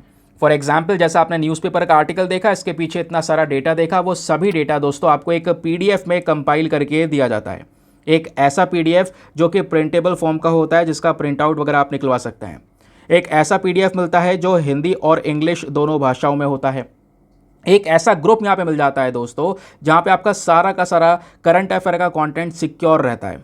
कहने का मतलब है आपको इधर उधर भागने की ज़रूरत नहीं है, उल्टे सीधे पीडीएफ डाउनलोड करके फिर उसको मैनेज करना काफ़ी कॉम्प्लिकेटेड हो जाता है। अभी क्या है, ग्रुप में सारी चीज़ें डेट वाइज पड़ी है, एक सीक्वेंस में सब कुछ अच्छे से मैनेज किया गया है, ऑर्गेनाइज किया गया है, ताकि आपको कोई तकलीफ ना हो, स्पेशली करंट अफेयर्स के मामले में। क्योंकि यहाँ पे यूपीएससी की जब करंट अफेयर्स की बात होती है तो कम से कम 1.5 से 2 साल आपको यहाँ पर वो कंटेंट पढ़ना होगा। वो सभी कंटेंट उस ग्रुप में अवेलेबल है, समझ गए, और प्रोवाइड करवाया जा रहा है। किसी भी तारीख का पीडीएफ उठाओ, डाउनलोड करो, पढ़ो, डिलीट करो, अनलिमिटेड ऑप्शंस आपके पास में अवेलेबल है। ग्रुप को ज्वाइन करने का फ़ी पेमेंट दोस्तों बहुत ही मिनिमम है, just 499 for the lifetime access. जब तक आपका सिलेक्शन ना हो जाए तब तक आप 499 में इस ग्रुप को ज्वाइन करके रख सकते हैं। ग्रुप को ज्वाइन करने के लिए क्या करना है, व्हाट्सएप पर जाना, यहाँ पर आपको एक नंबर दिया गया है 8534873368, इस नंबर पर मैसेज कर देना कि I want to join this group. इस प्रकार का आप मैसेज कर देंगे, वहाँ पे आपको रिप्लाई मिलेगा, पेमेंट का प्रोसेस दिया जाएगा, और उससे ज़्यादा इंपॉर्टेंट आपको डेमो वीडियो का लिंक भी मिलेगा। आप पूरे डेमो वीडियो को अच्छे से चेक कर लीजिएगा कि हाँ मुझे कहाँ पर फ़ायदे हो रहे हैं। अपने आप को पूरी तरह से सेटिस्फाई करने के बाद में जाकर ये इन्वेस्टमेंट आप कर सकते हैं। क्लियर हो गया? चलिए आगे आते हैं नेक्स्ट आर्टिकल पर। फिर हमारे न्यूज़पेपर में पेज नंबर 3 पर जाएंगे तो दोस्तों लगातार 3 आर्टिकल सीक्वेंस में लगे हुए हैं। जैसे ये आर्टिकल है पेज नंबर 3 पर, अगर आप देख पाएंगे तो अफ्रीकन स्वाइन फीवर के बारे में बात हो रही है, अभी डिस्कस करेंगे क्या है मामला। फिर अगेन अभी तो हमने भारत रशिया के रिलेशन समझे, यहाँ पर इंडिया का जो डिफेंस प्रोडक्शन है 1.27 लाख करोड़ का पहुँच चुका है, 16% की बढ़ोतरी हुई है, ये खुद केंद्र सरकार ने बताया है। तो डिफेंस प्रोडक्शन किस लेवल पर है भारत का, कैसे हमने किया और कैसे हम डिफेंस एक्सपोर्ट्स को बढ़ावा दे रहे हैं वो समझाया गया। फिर इसके बगल में ही एक और आर्टिकल लगा हुआ है, अगेन जो भारत रशिया की बात करता है। दोनों देशों के बीच में दोस्तों जो एक अग्रीमेंट हुआ था, एजॉल्ट राइफल्स AK-203 कैलाश निकाओ, इन राइफल्स की जो डील की गई थी दोस्तों, उसमें अगर आप देख पाएंगे 35,000 जो राइफल्स है उसको डिलीवर कर दिया गया है हमारे मिनिस्ट्री ऑफ डिफेंस को। तो वो भी समझेंगे। तो एक ही पेज पे सीक्वेंस में लगे पड़े हैं ये आर्टिकल। चलिए फिर एक एक करके निपटाते हैं और देखते हैं क्या क्या है इंपॉर्टेंट। सबसे पहले दोस्तों यहाँ पर इस वाले टॉपिक को ख़त्म करेंगे। ये टॉपिक हमारा GS पेपर नंबर 2 हेल्थ के पॉइंट ऑफ व्यू से इंपॉर्टेंट है। बात हो रही है अफ्रीकन स्वाइन फीवर केसेस के बारे में। ये केसेस केरला के फार्म से रिसेंटली निकल कर आए हैं, जिसकी वजह से ये चर्चाएं हो रही हैं। बताया गया है कि लगभग 310 पिग्स, जो 310 सूअर हैं, केरला के थ्रिसूर के अंदर एक पर्टिकुलर एरिया है, वहाँ पर उनको मारने की तैयारी की जा रही है। क्यों? क्योंकि उन सूअरों के अंदर में अफ्रीकन स्वाइन फीवर के केसेस पाए गए, जो कि ये खतरनाक हो सकता है और ये बाकी सारे पिग्स में भी लगातार फैल सकता है। क्योंकि दोस्तों ये जो डिजीज़ है एक हाईली कॉन्टेगियस डिजीज़ है, पिग्स के अंदर स्पेशली, इन सूअरों के अंदर और तेज़ी से ये बीमारी फैल सकती है। तो इस चीज़ को काउंटर करने के लिए इन पिग्स को मारने की बात की गई है, जिस वजह से ये अफ्रीकन स्वाइन फीवर चर्चाओं में है। अब एग्ज़ाम में केवल इतने से काम नहीं चलने वाला, जब तक आपको अफ्रीकन स्वाइन फीवर के बारे में डिटेल्स नहीं पता होती। चलिए क्या पढ़ना है अफ्रीकन स्वाइन फीवर के बारे में, आइए मैं आपको इसके बारे में बता देता हूँ। सबसे पहले अभी हाल ही में ये खबरों में भी था। यहाँ तो हम बात कर रहे हैं केरला में मारने की बात की जा रही है, लेकिन ऑलरेडी दोस्तों मिजोरम में अगर आप देख पाएंगे फरवरी से अभी तक 3,000 या 3,500 से ज़्यादा सूअरों को मार दिया गया अफ्रीकन स्वाइन फीवर की वजह से। ये बीमारी इनमें फैली है, ये स्पेशली बीमारी सूअरों में ही फैलती है, पिग्स में फैलती है। अब ये क्या है AFS जानिए। एक हाईली कॉन्टेगियस डिजीज़ जो कि स्पेशली जंगली या फिर जो डोमेस्टिक पिग्स होते हैं उनमें देखने को मिलती है।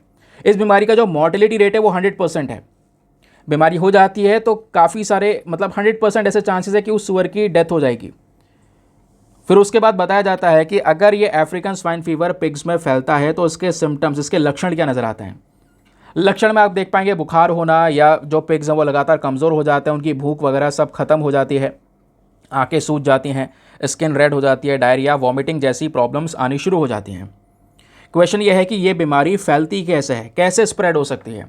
या तो एक एनिमल डायरेक्ट दूसरे एनिमल के कांटेक्ट में आएगा, उसकी वजह से बीमारी फैल सकती है ना। या फिर जो ये सॉफ्ट टिक होती है, ये जो आप देख पा रहे हो एक छोटा सा जो कीड़ा है दोस्तों, ये जो टिक है इसके काटने की वजह से भी, या फिर ये जो कीड़ा है ये एक जानवर से दूसरे जानवर में इस बीमारी को फैला सकता है। अब ये जो बताया जा रहा है अफ्रीकन स्वाइन फीवर जो है ये लंबे समय तक पोर्क में या पोर्क मीट में सर्वाइव कर सकता है।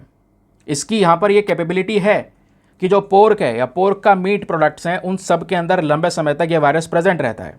ये वायरस हमारे सब सहारा अफ्रीका के अंदर में एंडेमिक है। एंडेमिक समझ रहे हो, यानी कि केवल इन्हीं पर्टिकुलर रीजन्स में पाया जाता है, लेकिन कई सारे और रीजन्स में भी दुनिया भर में नजर आ रहे हैं केसेस।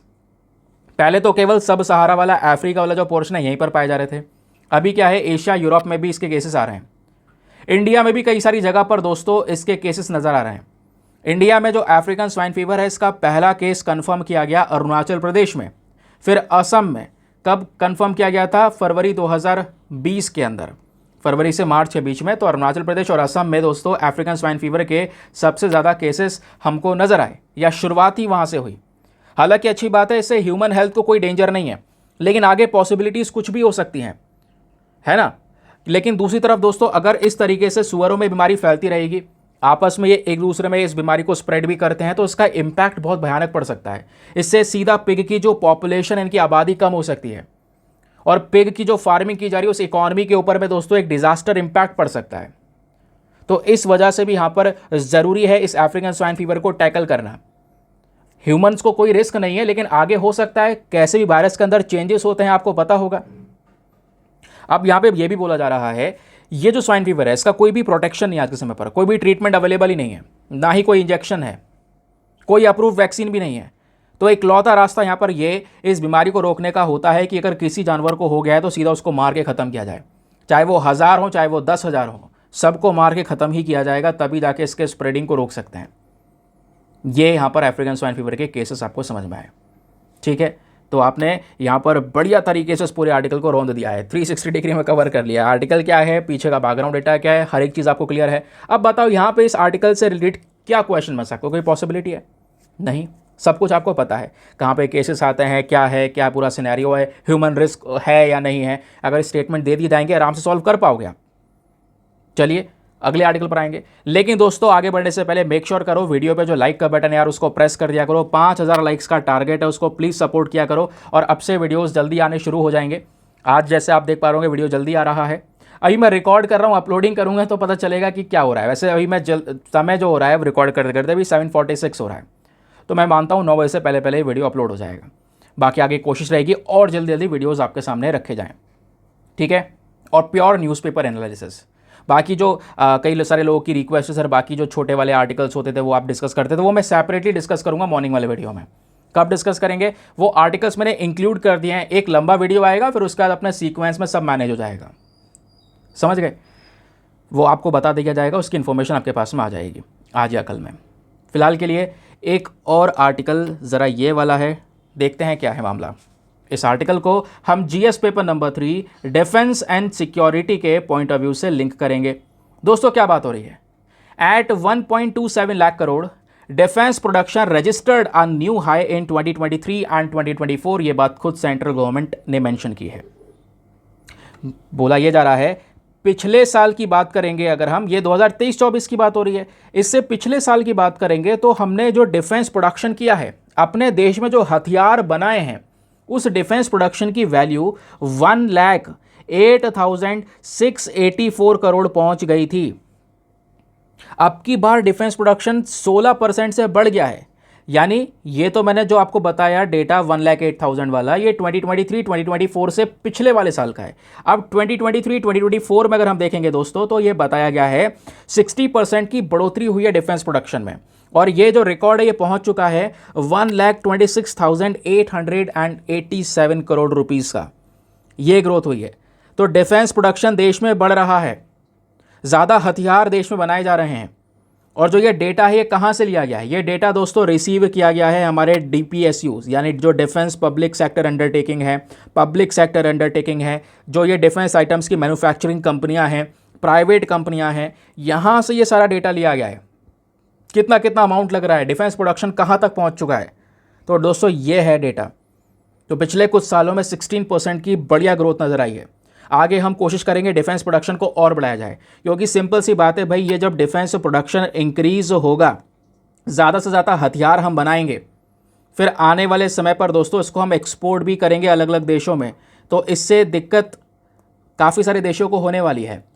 लेकिन हमारे लिए सबसे बड़ी फ़ायदेमंद की बात यह है कि एक समय जब हम केवल इम्पोर्ट किया करते थे, केवल और केवल इम्पोर्ट, एक्सपोर्ट का नाम और निशान नहीं था, केवल हम इम्पोर्ट कर रहे हैं अलग अलग देशों से, रशिया, USA, फ्रांस, जर्मनी, केवल हथियार इंपोर्ट कर रहे हैं।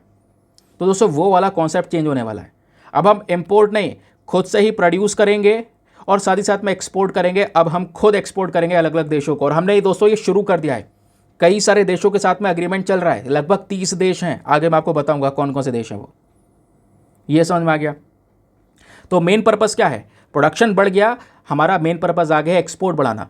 और एक्सपोर्ट बढ़ाने के लिए दोस्तों यहाँ पर जो हमारे डिफेंस मिनिस्टर हैं उन्होंने ऑलरेडी बोला, इंडिया अब की बार इसी साल एक बड़ा टारगेट अचीव कर चुका है। जो हमारा डिफेंस एक्सपोर्ट है 2023-24 के अंदर में वो 21,023 करोड़ रुपए क्रॉस कर चुका है। जबकि लास्ट ईयर की अगर हम फिगर्स देखते हैं तो पहले केवल 15,920 करोड़ का ही एक्सपोर्ट किया था, यानी कि एक्सपोर्ट करके इतना पैसा हमको मिला था। लेकिन इस साल दोस्तों एक्सपोर्ट हमने कितने रुपए का किया है? 21,083 करोड़ रुपए का।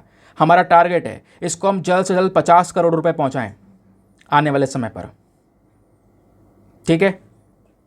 अब बात यह है पिछले 5 सालों में अगर हम देखेंगे तो हमारे डिफेंस प्रोडक्शन की वैल्यू, ये तो मैं आपको बता रहा हूं पिछले साल के कंपैरिजन में 16% बढ़ोतरी हुई है, लेकिन पिछले 5 सालों के कंपैरिजन में दोस्तों देखेंगे तो लगभग 60% से यहां पर ये हमारा डिफेंस प्रोडक्शन का इंडस्ट्री ग्रो हुआ है। तो ये हो गया हमारा न्यूज़पेपर का आर्टिकल, जिसको आपने कंप्लीटली एनालाइज कर लिया है कि अखबार में चल क्या रहा है, पॉइंट टू पॉइंट हर एक डेटा दिमाग में सेट हो गया है। अब हमें क्या करना है? अब हमें इसका बैकग्राउंड डिटेल समझना है। क्या होता है डिफेंस प्रोडक्शन, या डिफेंस, आपसे पूछा जा सकता है कि बताइए डिफेंस इंडिजनाइजेशन क्या है और डिफेंस इंडिजनाइजेशन का फ़ायदा क्या है। इसमें चैलेंजेस क्या हैं, सामने ऐसे धड़-धड़ क्वेश्चन लग सकते हैं आपके। चलिए आइए समझते हैं क्या है। तो तैयार हो दोस्तों? चलिए शुरू करते हैं यहाँ पर डिफेंस इंडिजनाइजेशन और प्रोडक्शन के मामले को। डिफेंस इंडिजनाइजेशन की जो टर्म है ये रेफ़र करता है कि भाई एक ऐसा ऑब्जेक्टिव जहाँ पे हम अपने देश के लिए खुद से यानी चीज़ों को खुद से डेवलप कर रहे हों, हम खुद की इंडस्ट्रियल बना रहे हों, खुद की टेक्नोलॉजी कैपेबिलिटीज़ के ऊपर काम कर रहे हों, जो हथियारें खुद से बना रहे हों, यानी इंडिजनाइजेशन। अब जो ये अप्रोच है दोस्तों, इससे होगा क्या? इस अप्रोच का मेन पर्पज़ ये होता है या ये कॉन्सेप्ट इसलिए यूज़ किया जाता है ताकि जो दूसरे देशों के ऊपर डिपेंडेंसी है उस डिपेंडेंसी को कम किया जा सके मिलिट्री हार्डवेयर्स के लिए। समझ गए? तो जो इंपॉर्टेंट गोल है इसमें हमारा मेन पर्पज़ क्या है? अपने डिफेंस इंडस्ट्री को मजबूत करना और दूसरे देशों के ऊपर जो निर्भरता है उसको ख़त्म करना।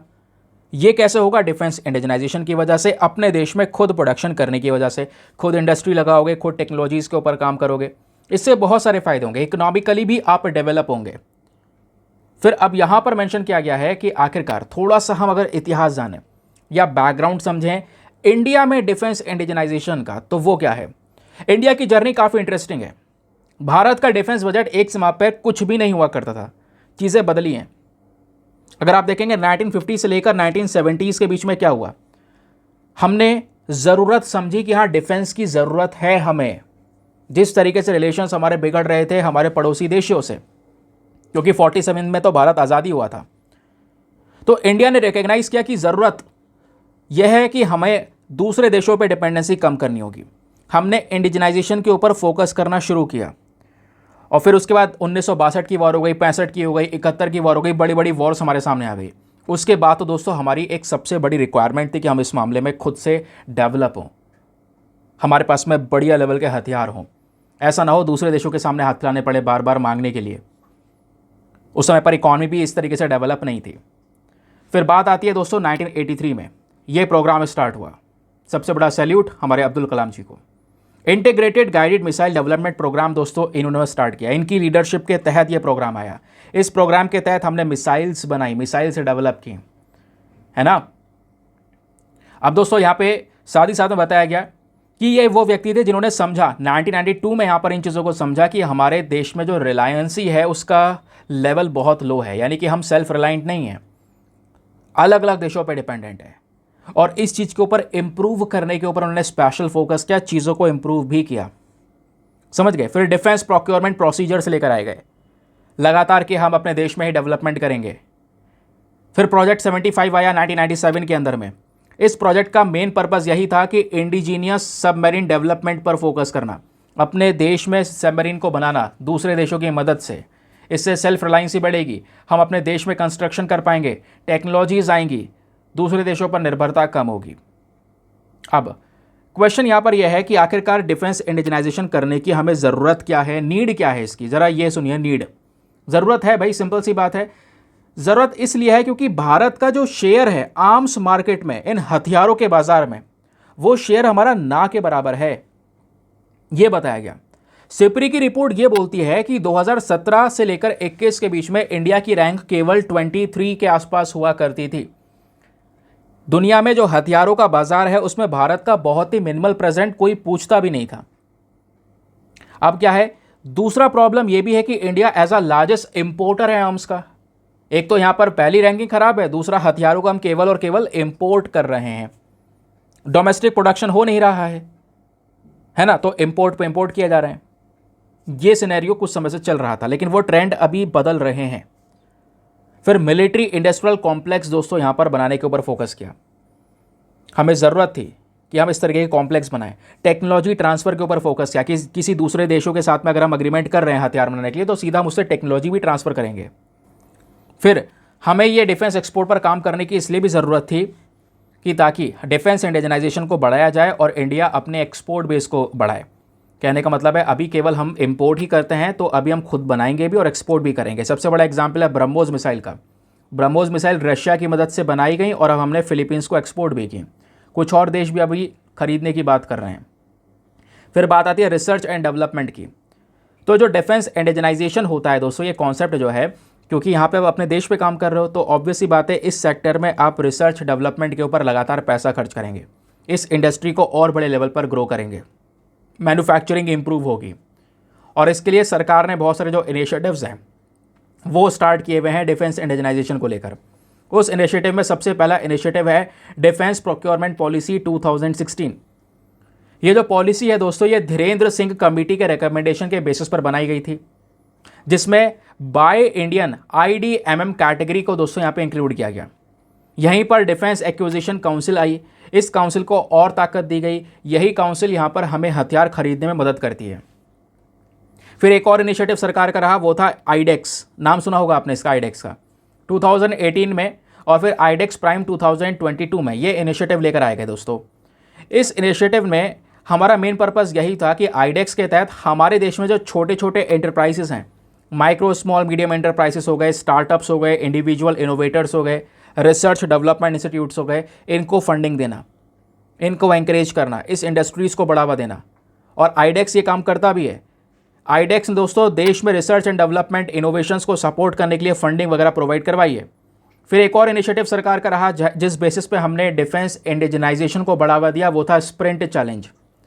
तो जो बॉडी है novel innovation indigenisation organisation NIIO, इन्होंने स्प्रिंट इनिशिएटिव को लॉन्च किया साल 2022 में। और ये इनिशिएटिव दोस्तों डिफेंस इनोवेशन ऑर्गेनाइजेशन के कोलैबोरेशन के बेसिस पर लेकर आया गया था। क्वेश्चन यह है, इस चैलेंज को लाने का मेन पर्पस क्या था? इसका मेन पर्पस था कि 75 नए इंडिजीनियस टेक्नोलॉजीज़ को इंडियन नेवी के अंडर में लेकर आया जाए इस प्रोजेक्ट के तहत। फिर इंडिजीनियस मैन्युफैक्चरिंग के ऊपर काम करना। यहाँ पे हमने क्या करा, इंडस्ट्रियल लाइसेंसिंग को और इजी कर दिया, FDI बढ़ावा मिले उसके ऊपर हमने काम किया, है ना। तो ये चीज़ यहाँ पर देखने को मिलेगी, जिससे बाहर का कोई अगर अंदर आके बिजनेस करना चाहता है तो उसको ज़्यादा आसानी हो जाए। डिफ़िकल्ट होगा तो वो आने से वैसे इनकार कर देगा। फिर दोस्तों इसी को बढ़ावा देने के लिए सरकार ने डिफेंस इंडस्ट्रियल कॉरिडोर स्टार्ट किए। गवर्नमेंट ने 2 डिफेंस इंडस्ट्रियल कॉरिडोर्स एस्टेब्लिश करे हैं दोस्तों, एक उत्तर प्रदेश में है और दूसरा तमिलनाडु में आपको देखने को मिलेगा। यहाँ पर भी प्रोडक्शन बड़े लेवल पर हमको नजर आता है। फिर सरकार ने एक और कदम उठाया, वो था positive indigenisation list. Very very important. Positive indigenisation list के तहत हमने क्या रखा कि कई सारे हथियार जो छोटे मोटे हैं, छोटी मोटी चीज़ें भी जो हम इंपोर्ट कर रहे हैं अलग अलग देशों से, उसको इंपोर्ट करना बंद करेंगे, उस पर बैन लगाएंगे और उसको खुद अपने देश में बनाएंगे। देश में बना के अपनी जो रिक्वायरमेंट है उसको पूरा करेंगे और जो सरप्लस प्रोडक्शन होगा उसको एक्सपोर्ट करके वहाँ से पैसा कमाएंगे। ये बेसिकली यहाँ पर ये भी अगेन गवर्नमेंट इनिशिएटिव है। तो ये हो गया दोस्तों हमारा डिफेंस इंडिजनाइजेशन का कॉन्सेप्ट, और कैसे हम यहाँ तक पहुँचे हैं अलग अलग इनिशिएटिव का इस्तेमाल करके, वो आपको समझ में आ गया। यही वो सारे के सारे तरीके हैं दोस्तों जिससे भारत में डिफेंस प्रोडक्शन में 16% का यहाँ पर एक बढ़ोतरी हमको नजर आया लास्ट ईयर के कंपैरिजन में। क्लियर हो गया, आर्टिकल समझ में आया, पीछे का जो पूरा सिनेरियो है वो समझ में आ गया। अभी कहानी रुकी नहीं है दोस्तों, कुछ और भी चीज़ें हैं, ज़रा इसको सुनिए। हमने प्रोडक्शन करना शुरू किया, उसी प्रोडक्शन के बेसिस पर जैसे आप यहाँ पर देख पाओगे इस आर्टिकल में मेंशन भी किया गया है कि जो डिफेंस एक्सपोर्ट है वो अब की बार 2023-24 में 21,083 करोड़ का हुआ, ये हाईएस्ट है। जबकि अगर आप देखेंगे पिछले कुछ लास्ट ईयर्स में 2014-15 में केवल 1941 करोड़ का एक्सपोर्ट किया था। फिर 2021-22 में 13,000 करोड़ तक पहुंचे। नाउ फाइनली यहां पर 21,000 करोड़ का डेटा क्रॉस हो चुका है। इंडियन डिफेंस एक्सपोर्ट का स्टेटस क्या है दोस्तों? यहां पे हम लोग फोकस कर रहे हैं, जैसे यहां पर है US, Russia, France, China, Germany, ये जो देश आपको दोस्तों यहां पे नजर आ रहे होंगे, ये कहीं ना कहीं सबसे बड़े हथियार के एक्सपोर्टर हैं पूरे दुनिया में। ये बात खुद सिपरी की रिपोर्ट बताती है। 77% का सारा मामला इन्हीं के हाथ में है। इंडिया चाहता है अपना नाम इसी लिस्ट में दर्ज करवाना। हम भी एक एक्सपोर्टर बनना चाहते हैं, जिसकी तरफ हम बढ़ रहे हैं धीरे धीरे। इंडिया में खुद पिछले 5 सालों में दोस्तों 800% की ग्रोथ देखने को मिली है। हम कई सारी कंट्रीज़ के साथ में अग्रीमेंट कर चुके हैं। इंडिया के डिफेंस एक्सपोर्ट में स्पेशली जो हमारी मिसाइल है, रॉकेट है, टॉर्पीडो है, आर्टिलरी गन्स, ड्रोन, इस प्रकार की चीज़ें हमने एक्सपोर्ट करना शुरू कर दिया है। तो इस चक्कर में हमारी एक्सपोर्ट भी इंक्रीज़ हो रही है। बताया ये जा रहा है भारत की जो प्राइवेट कंपनियां हैं या डिफेंस पब्लिक सेक्टर अंडरटेकिंग है, वो करंट समय पर 75 से ज़्यादा देशों में डिफेंस आइटम्स को एक्सपोर्ट कर रहे हैं। ये छोटे मोटी चीज़ें तो हम 75 से ज़्यादा देशों में बेच रहे हैं। वो देश कौन कौन से, उनकी लिस्ट दोस्तों आपके सामने ये प्रेजेंट है। Italy, Maldives, Sri Lanka, Russia, France, Nepal, Mauritius, Israel, Egypt, UAE, Bhutan, Ethiopia, Saudi Arabia, Philippines, Poland, Spain, ये वो कंट्रीज़ है जहाँ पर हम ज़्यादा चीज़ों को एक्सपोर्ट कर रहे हैं, हमारे मेन एक्सपोर्ट डेस्टिनेशंस हैं। India as a defence exporter दोस्तों अगर आप देख पाएंगे तो क्या एडवांटेजेस यहाँ पे हमारे पास में आएंगे। पहला एडवांटेज सिंपल सी बात है भैया, इकोनॉमी बढ़ेगी। अरे भाई एक्सपोर्ट जब करेंगे तो वो सब पैसा इकोनॉमी में तो ऐड होगा ही ना, है ना। तो सिंपल सी बात है, इकोनॉमी में एक बहुत बड़ा बूस्ट देखने को मिलेगा। सप्लाई चेन में भारत का नाम होगा, हम किसी देश पे डिपेंडेंट होंगे नहीं। मिलिट्री कॉपरेशन बढ़ेगा क्योंकि जरा बहुत सारे देशों के साथ में जो जो इंटरेस्टेड होगा व्यापार करेंगे तो उनके साथ में रिलेशंस इंप्रूव होंगे। भारत का एक दबदबा बनेगा, सेल्फ रिलायंसी बढ़ेगी। समझ गए। तो ये फ़ायदे हैं डिफेंस एक्सपोर्टर बनने के, और ऐसा हो रहा है, चीज़ें बदल रही हैं। लेकिन कौन कौन सा डिफेंस आइटम है स्पेशली जो भारत आज के समय पर एक्सपोर्ट कर रहा है अलग अलग देशों में। उन डिफेंस आइटम में अगर आप देखेंगे दोस्तों तो आपके ऑफशोर पेट्रोल वेसल्स हो गए दस्तक मारने वाले, ALH हेलीकॉप्टर्स हो गए, SU एवियोनिक्स, भारतीय रेडियो, कोस्टल सर्विलांस सिस्टम, कवच मोड, फिर उसके बाद यहाँ पर electronic system, light engineering, mechanical parts, ये सभी चीज़ें हम एक्सपोर्ट कर रहे हैं वेरियस कंट्रीज़ में। फिर सरकार का किस किस चीज़ में सपोर्ट रहा वो मैं ऑलरेडी डिस्कस कर चुका हूँ कि आईडेक्स इनिशिएटिव क्या है, DEPP क्या है, पॉजिटिव इंडियनाइजेशन लिस्ट क्या है। ये सब गवर्नमेंट सपोर्ट है जिसकी वजह से डिफेंस एक्सपोर्ट हमारा दोस्तों बड़ा है। लेकिन यहीं पर भले ही डिफेंस एक्सपोर्ट बड़ा हो, इसमें कुछ चैलेंजेस, कुछ समस्याएं भी हैं हमारे सामने। जैसे समस्या नंबर वन यह है कि हमारे यहाँ पर अगर आप देख पाएंगे प्रोजेक्ट लगातार डिले पे डिले हो रहे हैं।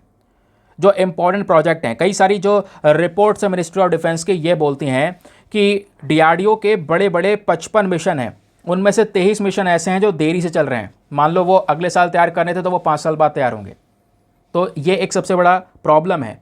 अच्छा, ऐसा कैसे हुआ? प्रोजेक्ट में, मिशंस में डिले क्यों हो रहा है? डिले इसलिए हो रहा है क्योंकि दोस्तों हमारी फंडिंग और इन्वेस्टमेंट में काफ़ी बड़ा शॉर्टेज है। क्योंकि पहली चीज़ भैया, ये जो डिफेंस प्रोडक्शन है या डिफेंस है, ये मैन्युफैक्चरिंग है, ये सब तभी होगी जब आपके पास में पैसा अच्छा होगा। बट हमारे यहाँ पर इन्वेस्टमेंट बहुत ही कमज़ोर है। बताया ये भी जा रहा है कि भारत का जो टोटल एक्सपेंडिचर है, जो हम अपने GDP का टोटल खर्चा करते हैं डिफेंस पे, वो बहुत कम है, वो केवल 0.65% है। जबकि दूसरे देशों को देखें, इजराइल अपने GDP का 4.8% खर्चता है दोस्तों डिफेंस पे, south Korea 4.5%, USA 3%, China 2.6%, France 2.5%, तो इंडिया 0.65%। यहाँ पर बदलाव करने होंगे अगर हमें डिफेंस प्रोडक्शन को इंक्रीज़ करना है, क्योंकि ज़रूरत है। अब इसके लिए हम क्या कर सकते हैं? इसके लिए काफ़ी सारे कदम है भाई। जो गवर्नमेंट टू गवर्नमेंट सेल हो रही है, यानी एक सरकार से दूसरी गवर्नमेंट की, दूसरे कंट्री की सरकार को अगर हम कोई डिफेंस आइटम बेच रहे हैं या व्यापार कर रहे हैं, तो उसके लिए जो नियम कानून है वो बहुत ज़्यादा सिंपल होने चाहिए, सिंप्लीफाई होने ज़रूरी हैं। समझ गए? तो ये काम करना ज़रूरी है। उसके अलावा लाइन ऑफ क्रेडिट में जो डिफेंस में लाइन ऑफ क्रेडिट वाला कॉन्सेप्ट है, इसको लाने की ज़रूरत है। फिर यानी उधारी की बात हो रही है। फिर नए नए इनोवेशंस करने की ज़रूरत है। देन उसके बाद में जो एजुकेशन सेक्टर है उसको डिफेंस के साथ मिलाने की ज़रूरत है, ताकि हम ज़्यादा अच्छा आउटपुट गेन कर सकें। ये बात हो रही है। तो कुछ सॉल्यूशंस यहाँ पे अपना सकते हैं। नाउ फाइनली दोस्तों, आपके सामने आज का मेंस का क्वेश्चन है, ज़रा इसको अटेम्प्ट करने की कोशिश कीजिएगा। इंटरेस्टिंग है, इंपॉर्टेंट है, बढ़िया तरीके से मैं मानता हूँ आप लिखेंगे। क्वेश्चन है, what is the status of India's defence export? Bharat का जो डिफेंस एक्सपोर्ट है इसकी स्थिति क्या है ये बताइए। और ये यहाँ पर क्यों एक्सपेक्टेड है कि आने वाले समय पर ये एक्सपोर्ट भविष्य में और बढ़ेगा? ऐसा क्या कर रहे हैं हम, वो भी आपको बताना है 250 शब्दों में। एक बार हिंदी में रीड कर देता हूँ ताकि हिंदी माध्यम वाले एस्पिरेंट भी बढ़िया से पढ़कर एक बहुत शानदार सा आंसर लिखें। क्वेश्चन है, भारत के रक्षा निर्यात की स्थिति भविष्य में उनके और बढ़ने की उम्मीद क्यों है, ज़रा ये बताइए 250 शब्दों में। अब दोस्तों आंसर लिखने के बाद में कहाँ पे सबमिट करना है? टेलीग्राम पर जाना, वहाँ पे जाके सर्च बॉक्स में लिखना दीपक यादव एजुकेशन मेंस ग्रुप। जैसे आप फुल फॉर्म लिखोगे मेरा टेलीग्राम चैनल मिलेगा, जहाँ पर ऑलरेडी 78,000 से ज़्यादा लोग जुड़ चुके हैं। आप भी जुड़कर अपने आंसर्स को लिखकर सबमिट कर सकते हैं। अपने आंसर को सबमिट करने के साथ साथ एक छोटा सा काम और करना है, एटलीस्ट सभी लोग को 2-2 आंसर्स रिव्यू करने हैं। जब आप सभी लोग 2-2 आंसर्स को रिव्यू करेंगे, बहुत सारे फायदे होंगे आपको भी और सामने वाले को भी। आपको कुछ इंपॉर्टेंट पॉइंट्स मिलेंगे जो आप अपने नोट्स में इंक्लूड कर सकते हैं। सामने वाले के आंसर में अगर कोई मिस्टेक होती है तो आप उनको बता सकते हैं कि यहाँ पर इंप्रूवमेंट की आवश्यकता है। इस प्रकार से कोऑपरेटिव वे में वो पूरा का पूरा ग्रुप काम कर रहा है। ठीक है दोस्तों, क्लियर हो गया? चलिए, मज़ेदार तरीके से हमने 3-4 आर्टिकल धड़ाधड़ कवर कर लिए। न्यूज़पेपर पढ़ने का तरीका यही है, केवल आर्टिकल पढ़ के निकल जाते हैं दोस्तों तो फिर कोई फ़ायदा होगा नहीं आपको। समझ गए? कुछ लिखना भी तो है, कुछ डेटा कलेक्ट भी तो करना है। क्या लिख के आएंगे अगर कुछ क्वेश्चन यहाँ से बनेगा? चलिए फिलहाल के लिए नेक्स्ट टॉपिक। वीडियो पे लाइक का बटन ज़रूर से प्रेस करना, उसको भूलना नहीं। यहाँ पर बात हो रही है इंडिया रशिया के वेंचर के बारे में। अब ये क्या है मामला, ज़रा इसको समझिए। हमने रशिया के साथ में एक बड़ी डील की है, और ये जो डील है ये कब हुई थी, ज़रा डिटेल वगैरह सब कुछ। अरे क्या हो रहा है यार, ये देखो, ये डिटेल दोस्तों हम लोगों ने किया था साल 2021 में। साल 2021 में जो ये डिटेल हुआ था, यहाँ पे ये 5,000 करोड़ रुपए का कॉन्ट्रैक्ट हमने साइन किया था जुलाई 2021 में। और ये 5,000 करोड़ रुपए किस लिए हम दे रहे थे, क्योंकि रशिया हमको 6.1 लाख AK-203 एजॉल्ट राइफल्स को बना कर देगा। इंटरेस्टिंग बात यह है कि जो इसकी मैन्युफैक्चरिंग है दोस्तों, वो केवल इंडिया में ही होगी। और ये जो टेक्नोलॉजी है इस AK-203 राइफल्स की, ये टेक्नोलॉजी रशिया हमको ट्रांसफ़र भी करेगा। इस पर्पज़ से ये पूरा जॉइंट वेंचर प्रोजेक्ट किया गया था, ये 5,000 करोड़ रुपए में, और नाम दिया गया Indo Russian rifles private limited, IRRPL। इस जॉइंट वेंचर के माध्यम से दोस्तों ये पूरा का पूरा जो अग्रीमेंट है वो यहाँ पर साइन किया जाता है। द हिंदू की रिपोर्ट के अकॉर्डिंग बताया जा रहा है, अभी इस पूरे कॉन्ट्रैक्ट के कुछ शुरुआती तौर पर अगर हम बात करेंगे तो ये बताया जा रहा है स्टार्टिंग की जो 70,000 यानी कि जो 6.1 लाख राइफल्स बनाने का टारगेट दिया है ना रशिया को हमने, कि रशिया हमारे साथ मिलकर बनाएगा हमारे देश में, उसके साथ हमारे को टेक्नोलॉजी भी देगा। तो द हिंदू की रिपोर्ट बोलती है कि इनमें से जो पहले 70,000 हैं, फर्स्ट 70,000 जो राइफल्स है दोस्तों, इसको भारत में ही प्रोड्यूस किया जाएगा। ठीक है, इंडिया में प्रोड्यूस करेंगे, और इसमें लोकलाइजेशन यानी कि इंडिया का इन्वॉल्वमेंट होगा 5 से लेकर 70% के आसपास। और बची कुछ जितनी राइफल होंगी उनका 100% लोकलाइजेशन करेंगे, उसको प्योर तरीके से इंडिया में ही रेडी करेंगे। ठीक है, और लोकलाइजेशन भी पूरी तरह से भारत में ही रहेगा। कहने का मतलब है आगे दोस्तों इस वेपन्स को बेचते हैं तो इंडिया को बहुत बड़ा बेनिफिट भी नजर आएगा। जैसे ब्रह्मोस मिसाइल का कॉन्सेप्ट है ना, उसी तरीके से AK-203 में भी हमने ये पूरा कॉन्सेप्ट ला दिया है। तो ये जो मामला है इसको लेकर बातचीत होगी अभी बड़े लेवल पर। क्यों, आपको पता होगा प्रधानमंत्री रशिया के विजिट पर जा रहे हैं। अभी स्टार्टिंग में सबसे पहला आर्टिकल यही कवर किया था, आज भारत रशिया घूम रहा है, तो इस पूरे वेंचर के बारे में भी बातचीत होगी। क्योंकि यहाँ पर इस वेंचर के तहत ऑलरेडी 35,000 जो ये कैलाश निकाव AK-203 राइफल्स है ना, इनको प्रोड्यूस कर लिया गया है। इस एग्रीमेंट के तहत राइफल्स बना दी गई हैं। तो ये जॉइंट वेंचर प्रोजेक्ट इंपॉर्टेंट है, थोड़ा सा मामला कंप्लीट हुआ। और ये सब यहाँ पर कहाँ पे हो रहा है दोस्तों, बताया जा रहा है इस लोकलाइजेशन को बढ़ाने के लिए जितने भी इंपॉर्टेंट इक्विपमेंट्स होंगे इन सबको शिप करवा दिया गया है उत्तर प्रदेश के अमेठी में, क्योंकि वहाँ पे डिफेंस कॉरिडोर है। वहीं पर ये सारी फैसिलिटीज़, प्रोडक्शन की फैसिलिटीज़ प्रोवाइड करवाई गई हैं, ताकि यहाँ पे हम इन हथियारों को या फिर ये जो राइफल्स इनको बना सकें। और ये जो यहाँ पर 35,000 राइफल्स दोस्तों ये डिलीवर कर दिए गए हैं इंडिया रशिया के इस जॉइंट वेंचर प्रोजेक्ट के माध्यम से। आगे देखेंगे क्या क्या होता है, कैसे अपडेट्स आते हैं। फिलहाल ये एग्रीमेंट आपको समझ में आ गया ना, 2021 जुलाई में किया गया था। अभी हाल ही में आपको पता होगा एक और न्यूज़ आई थी थोड़े दिनों पहले की है कि आर्मी को 27,000 AK-203 राइफल्स मिल चुके हैं इस जॉइंट वेंचर के प्रोजेक्ट के माध्यम से। तो घूम घूम के AK-203 राइफल्स चर्चाओं में बना हुआ है। तो एग्ज़ाम के पर्सपेक्टिव से ये बेसिक चीज़ें पता होनी चाहिए। चलिए बात करते हैं क्या क्या पता होना चाहिए आपने। AK-203 राइफल जो है ये सबसे लेटेस्ट मॉडल है राइफल में। कैलाश निकाव का नाम आपने सुना होगा, किसी मूवी में सुना होगा, किस मूवी में सुना है। अब बात यह है कि दोस्तों AK-47 है, वो अभी तक लेटेस्ट मानी जाती थी, उसी का ही एडवांस वर्जन है AK-203। समझ गए। अब बताया जाता है ये जो राइफल हैं जो हम तैयार कर रहे हैं, 6.1 लाख राइफल्स तैयार करने की बात की है, इसका एक्सपेक्टेशन यह है कि भारत की जो स्मॉल राइफल्स हैं उनको रिप्लेस कर दिया जाएगा। क्योंकि हमारे पास में जो राइफल हैं वो छोटी हैं आज के समय पर, उनको रिप्लेस कर दिया जाएगा। जो हमारी आर्मी, नेवी, एयरफोर्स इस्तेमाल कर रही है उसकी जगह AK-203 का इस्तेमाल होगा। और ये काफ़ी बढ़िया भी है दोस्तों, हाई ऑल्टीट्यूड में इस्तेमाल करेंगे। इंडिया के पास में जो आज के समय पर इंसेस वाली राइफल हैं, स्मॉल आर्म्स हैं, ये ज़्यादा सूटेबल नहीं है हाई ऑल्टीट्यूड में चलाने के लिए। कई सारे और इश्यूज़ हो रहे हैं। हमारी राइफल काफ़ी पुरानी हो चुकी हैं, जैम हो जाती हैं बार बार में, ऑयल लीकेज शुरू हो जाता है।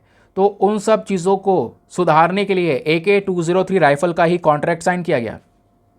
और इसी के बेसिस पर यहाँ पे भारत रशिया के डिफेंस रिलेशन और मजबूत हो जाते हैं। दोनों देशों के बीच में आपको पता होना चाहिए एक एक्सरसाइज भी कंडक्ट होती है, एक ट्राई सर्विस एक्सरसाइज होती है जिसको नाम दिया जाता है इंदिरा। यानी दोनों देशों की जो नेवी है, आर्मी, एयरफोर्स, इनके बीच में एक अभ्यास होता है। और ये तो बात हो गई हमारे AK-203 राइफल्स की। उसके अलावा कुछ और भी जॉइंट प्रोग्राम्स आपको देखने को मिलेंगे जो भारत और रशिया के बीच में है।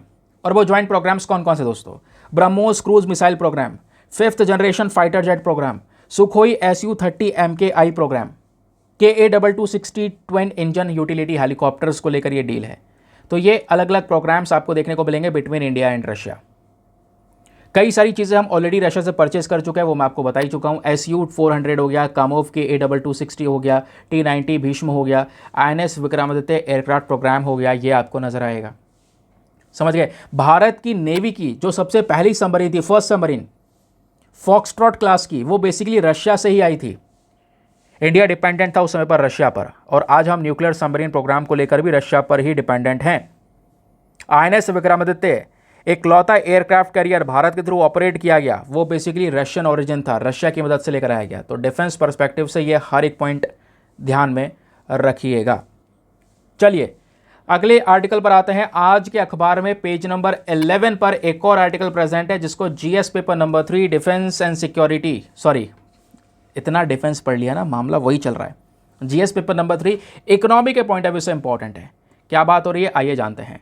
डायमंड का जो एक्सपोर्ट है वो दोस्तों यहाँ पे कम हुआ है इस बार।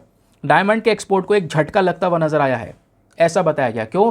क्योंकि डायमंड की अब की बार जो डिमांड है वो काफ़ी कमज़ोर नज़र आई, वीक नज़र आई। क्योंकि डायमंड के मामले में भारत एक इम्पॉर्टेंट पोजीशन को होल्ड करता है, क्योंकि यहाँ पे इंडिया में दोस्तों डायमंड की कटिंग और पॉलिशिंग सबसे ज़्यादा होती है। कट और पॉलिश डायमंड का जो एक्सपोर्ट है हमारा वो 15% से कम हो गया है जून में, लगभग $1.47 बिलियन का पहुंचा दोस्तों, जो कि $172 बिलियन का हुआ करता था। तो एक्सपोर्ट कम हुआ। और यहाँ पे बताया जा रहा है, देखो डायमंड भी दो प्रकार के होते हैं, पता है ना? डायमंड आपके दो प्रकार के होते हैं। कौन सा वाला? एक तो यहाँ पर नेचुरल डायमंड जो हमें नेचर से मिल रहा है, दूसरा होता है लैब ग्रोन डायमंड जिसको लैब में बनाया जाता है। तो लैब में जो बना रहे हैं वो जो पॉलिश करके तैयार करते हैं उसका एक्सपोर्ट भी कम हुआ है, उसका एक्सपोर्ट भी डिक्लाइन हुआ है मई में 14% से। तो डायमंड का ऑल ओवर दी एक्सपोर्ट कम हो रहा है। रीज़न क्या है? रीज़न यहाँ पर है चाइना। चाइना में डिमांड कम है। क्यों? क्योंकि दोस्तों भारत का 1/3 जो कट और पॉलिश डायमंड है वो सीधा चाइना में ही जाता है। स्पेशली चाइना खुद हांगकांग से भारत के इस डायमंड को परचेज करता है। प्रॉब्लम यह है आज चाइना में डिमांड बहुत कमज़ोर है। क्यों? चाइना की इकोनॉमी रिकवर नहीं कर रही है या बहुत स्लो रिकवर कर रही है, जो झटका लगा है इन्हें पहले। तो उस बेसिस पे हमें भी नुकसान हो रहा है, क्योंकि जो हम ये डायमंड एक्सपोर्ट किया कर रहे थे वहाँ पे डिमांड नहीं है, तो खरीदेंगे क्यों वो? अब ये सब चीज़ों का झटका हमें इसलिए भी लग रहा है क्योंकि दोस्तों डायमंड के मामले में इंडिया दुनिया का सबसे बड़ा सेंटर है। ध्यान से सुनना, दुनिया का सबसे बड़ा सेंटर जहाँ पे डायमंड्स की कटिंग होती है, पॉलिशिंग होती है, प्रोसेसिंग होती है। मान लो दुनिया में हर 10 इंपॉर्टेंट स्टोन में से 9 स्टोन भारत में ही तैयार किए जा रहे हैं।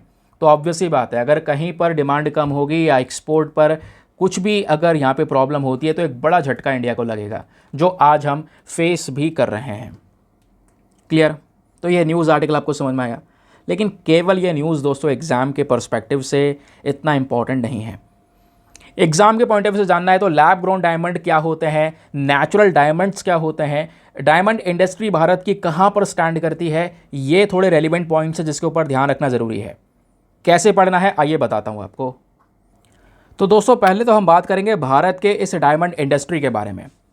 डायमंड आपको पता होना चाहिए दो प्रकार के डिपॉजिट्स में देखने को मिलता है, या तो जो हमारी इग्नियस रॉक होती हैं या जो अल्ट्रा बेसिक कॉम्पोजिशन होता है।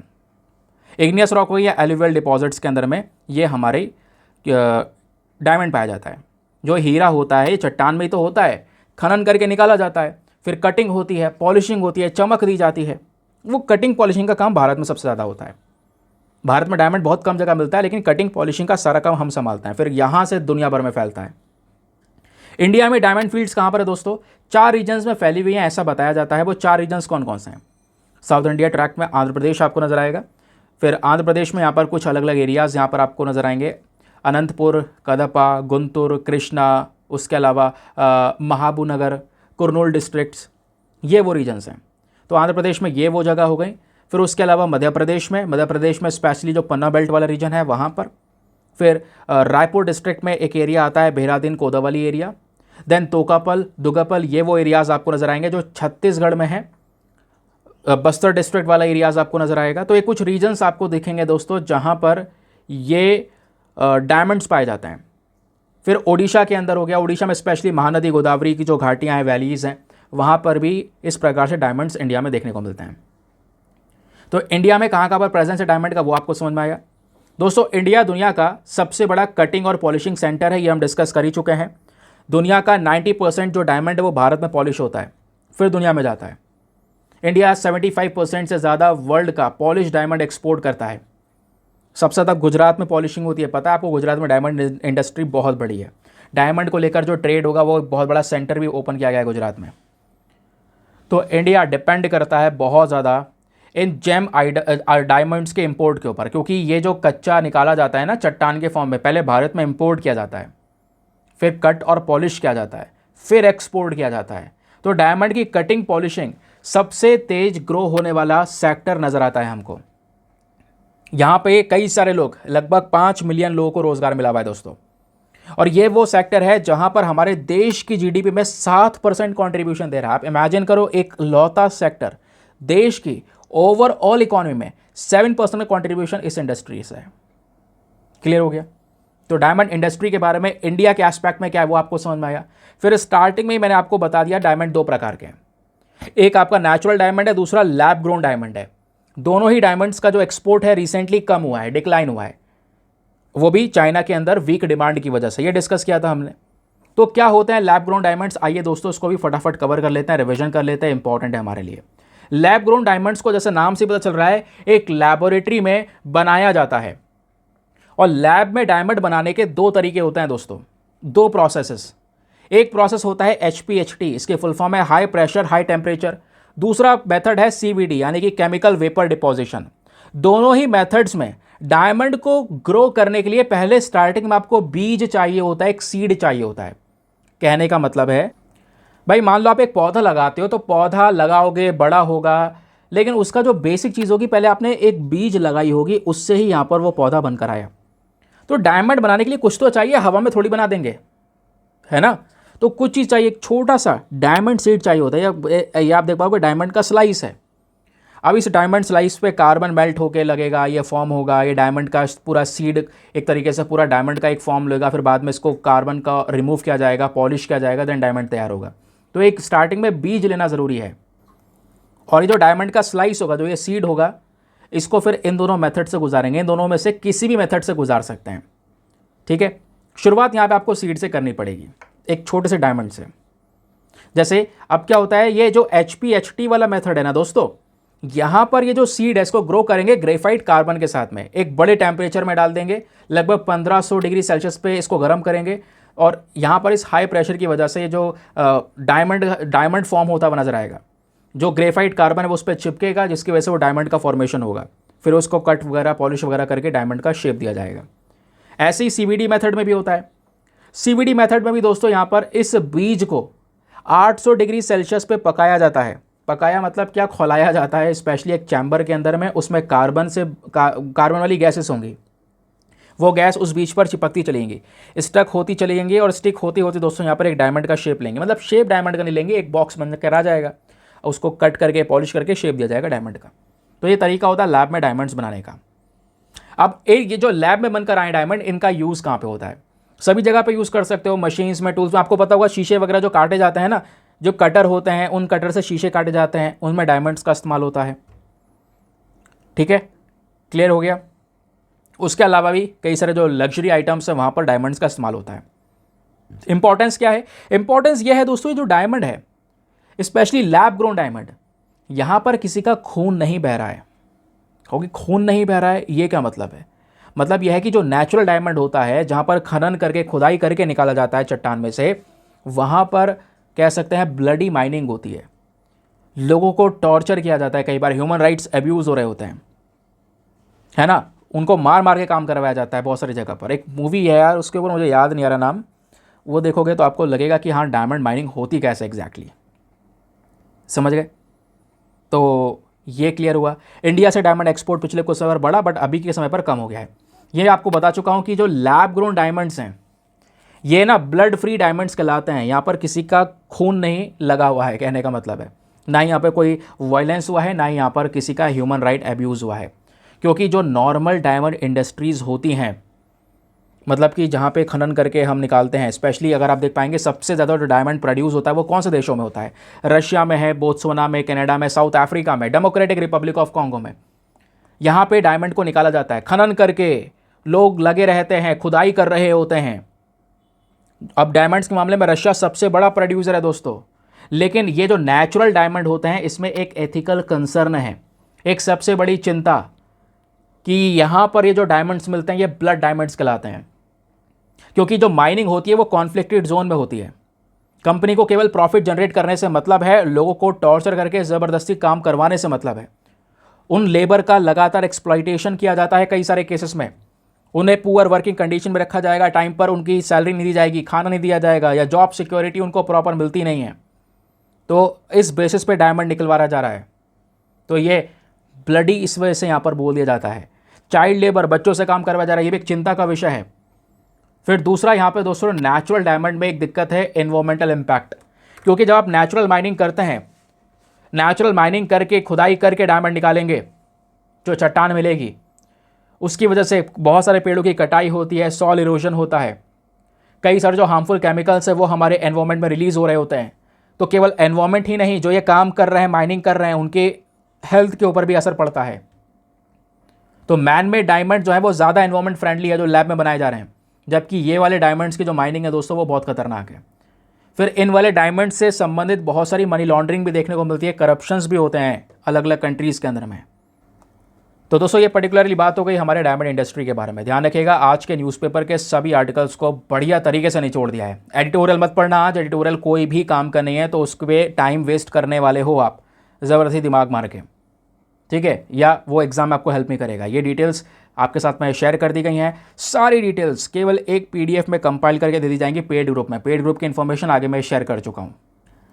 अब चलिए फटाफट आते हैं प्रैक्टिस क्वेश्चन के ऊपर। स्टार्टिंग में जो आपसे क्वेश्चन दिया गया था, मैं मानता हूँ सभी लोगों ने बिल्कुल सही उत्तर दिया होगा, क्योंकि कल ही हमने पढ़ा है। 3 स्टेटमेंट है, तीनों में से कौन सा स्टेटमेंट सही है? घड़ियाल्स क्या फ्रेश वाटर और सॉल्ट वाटर दोनों में रह सकते हैं? नहीं, केवल फ्रेश वाटर में, साफ पानी में घड़ियाल्स पाए जाते हैं।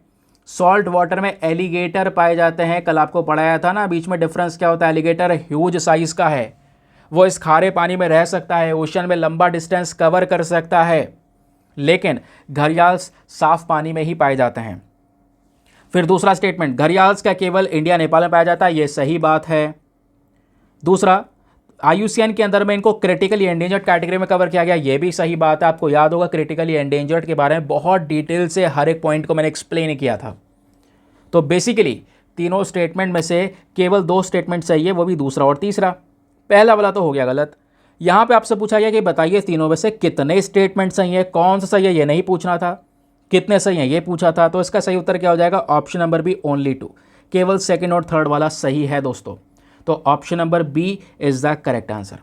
क्यों? क्योंकि घड़ियाल जो है दोस्तों ये काफ़ी अलग है, ये केवल फ्रेश वाटर में पाए जाते हैं, सॉल्ट वाटर में सर्वाइव करना इनका मुश्किल है। ठीक, चलिए आते हैं। और आज वर्ड ऑफ द डे नहीं है, क्योंकि आज सैटरडे है। Saturday Sunday word of the day newspaper में पब्लिश नहीं होता है, तो नहीं आया तो नहीं लगाया, मंडे से वापस से कंटिन्यू हो जाएगा। मिलते हैं आपसे दोस्तों अगले वीडियो में। आज के लिए bye bye, have a nice day, thank you and Jai Hind.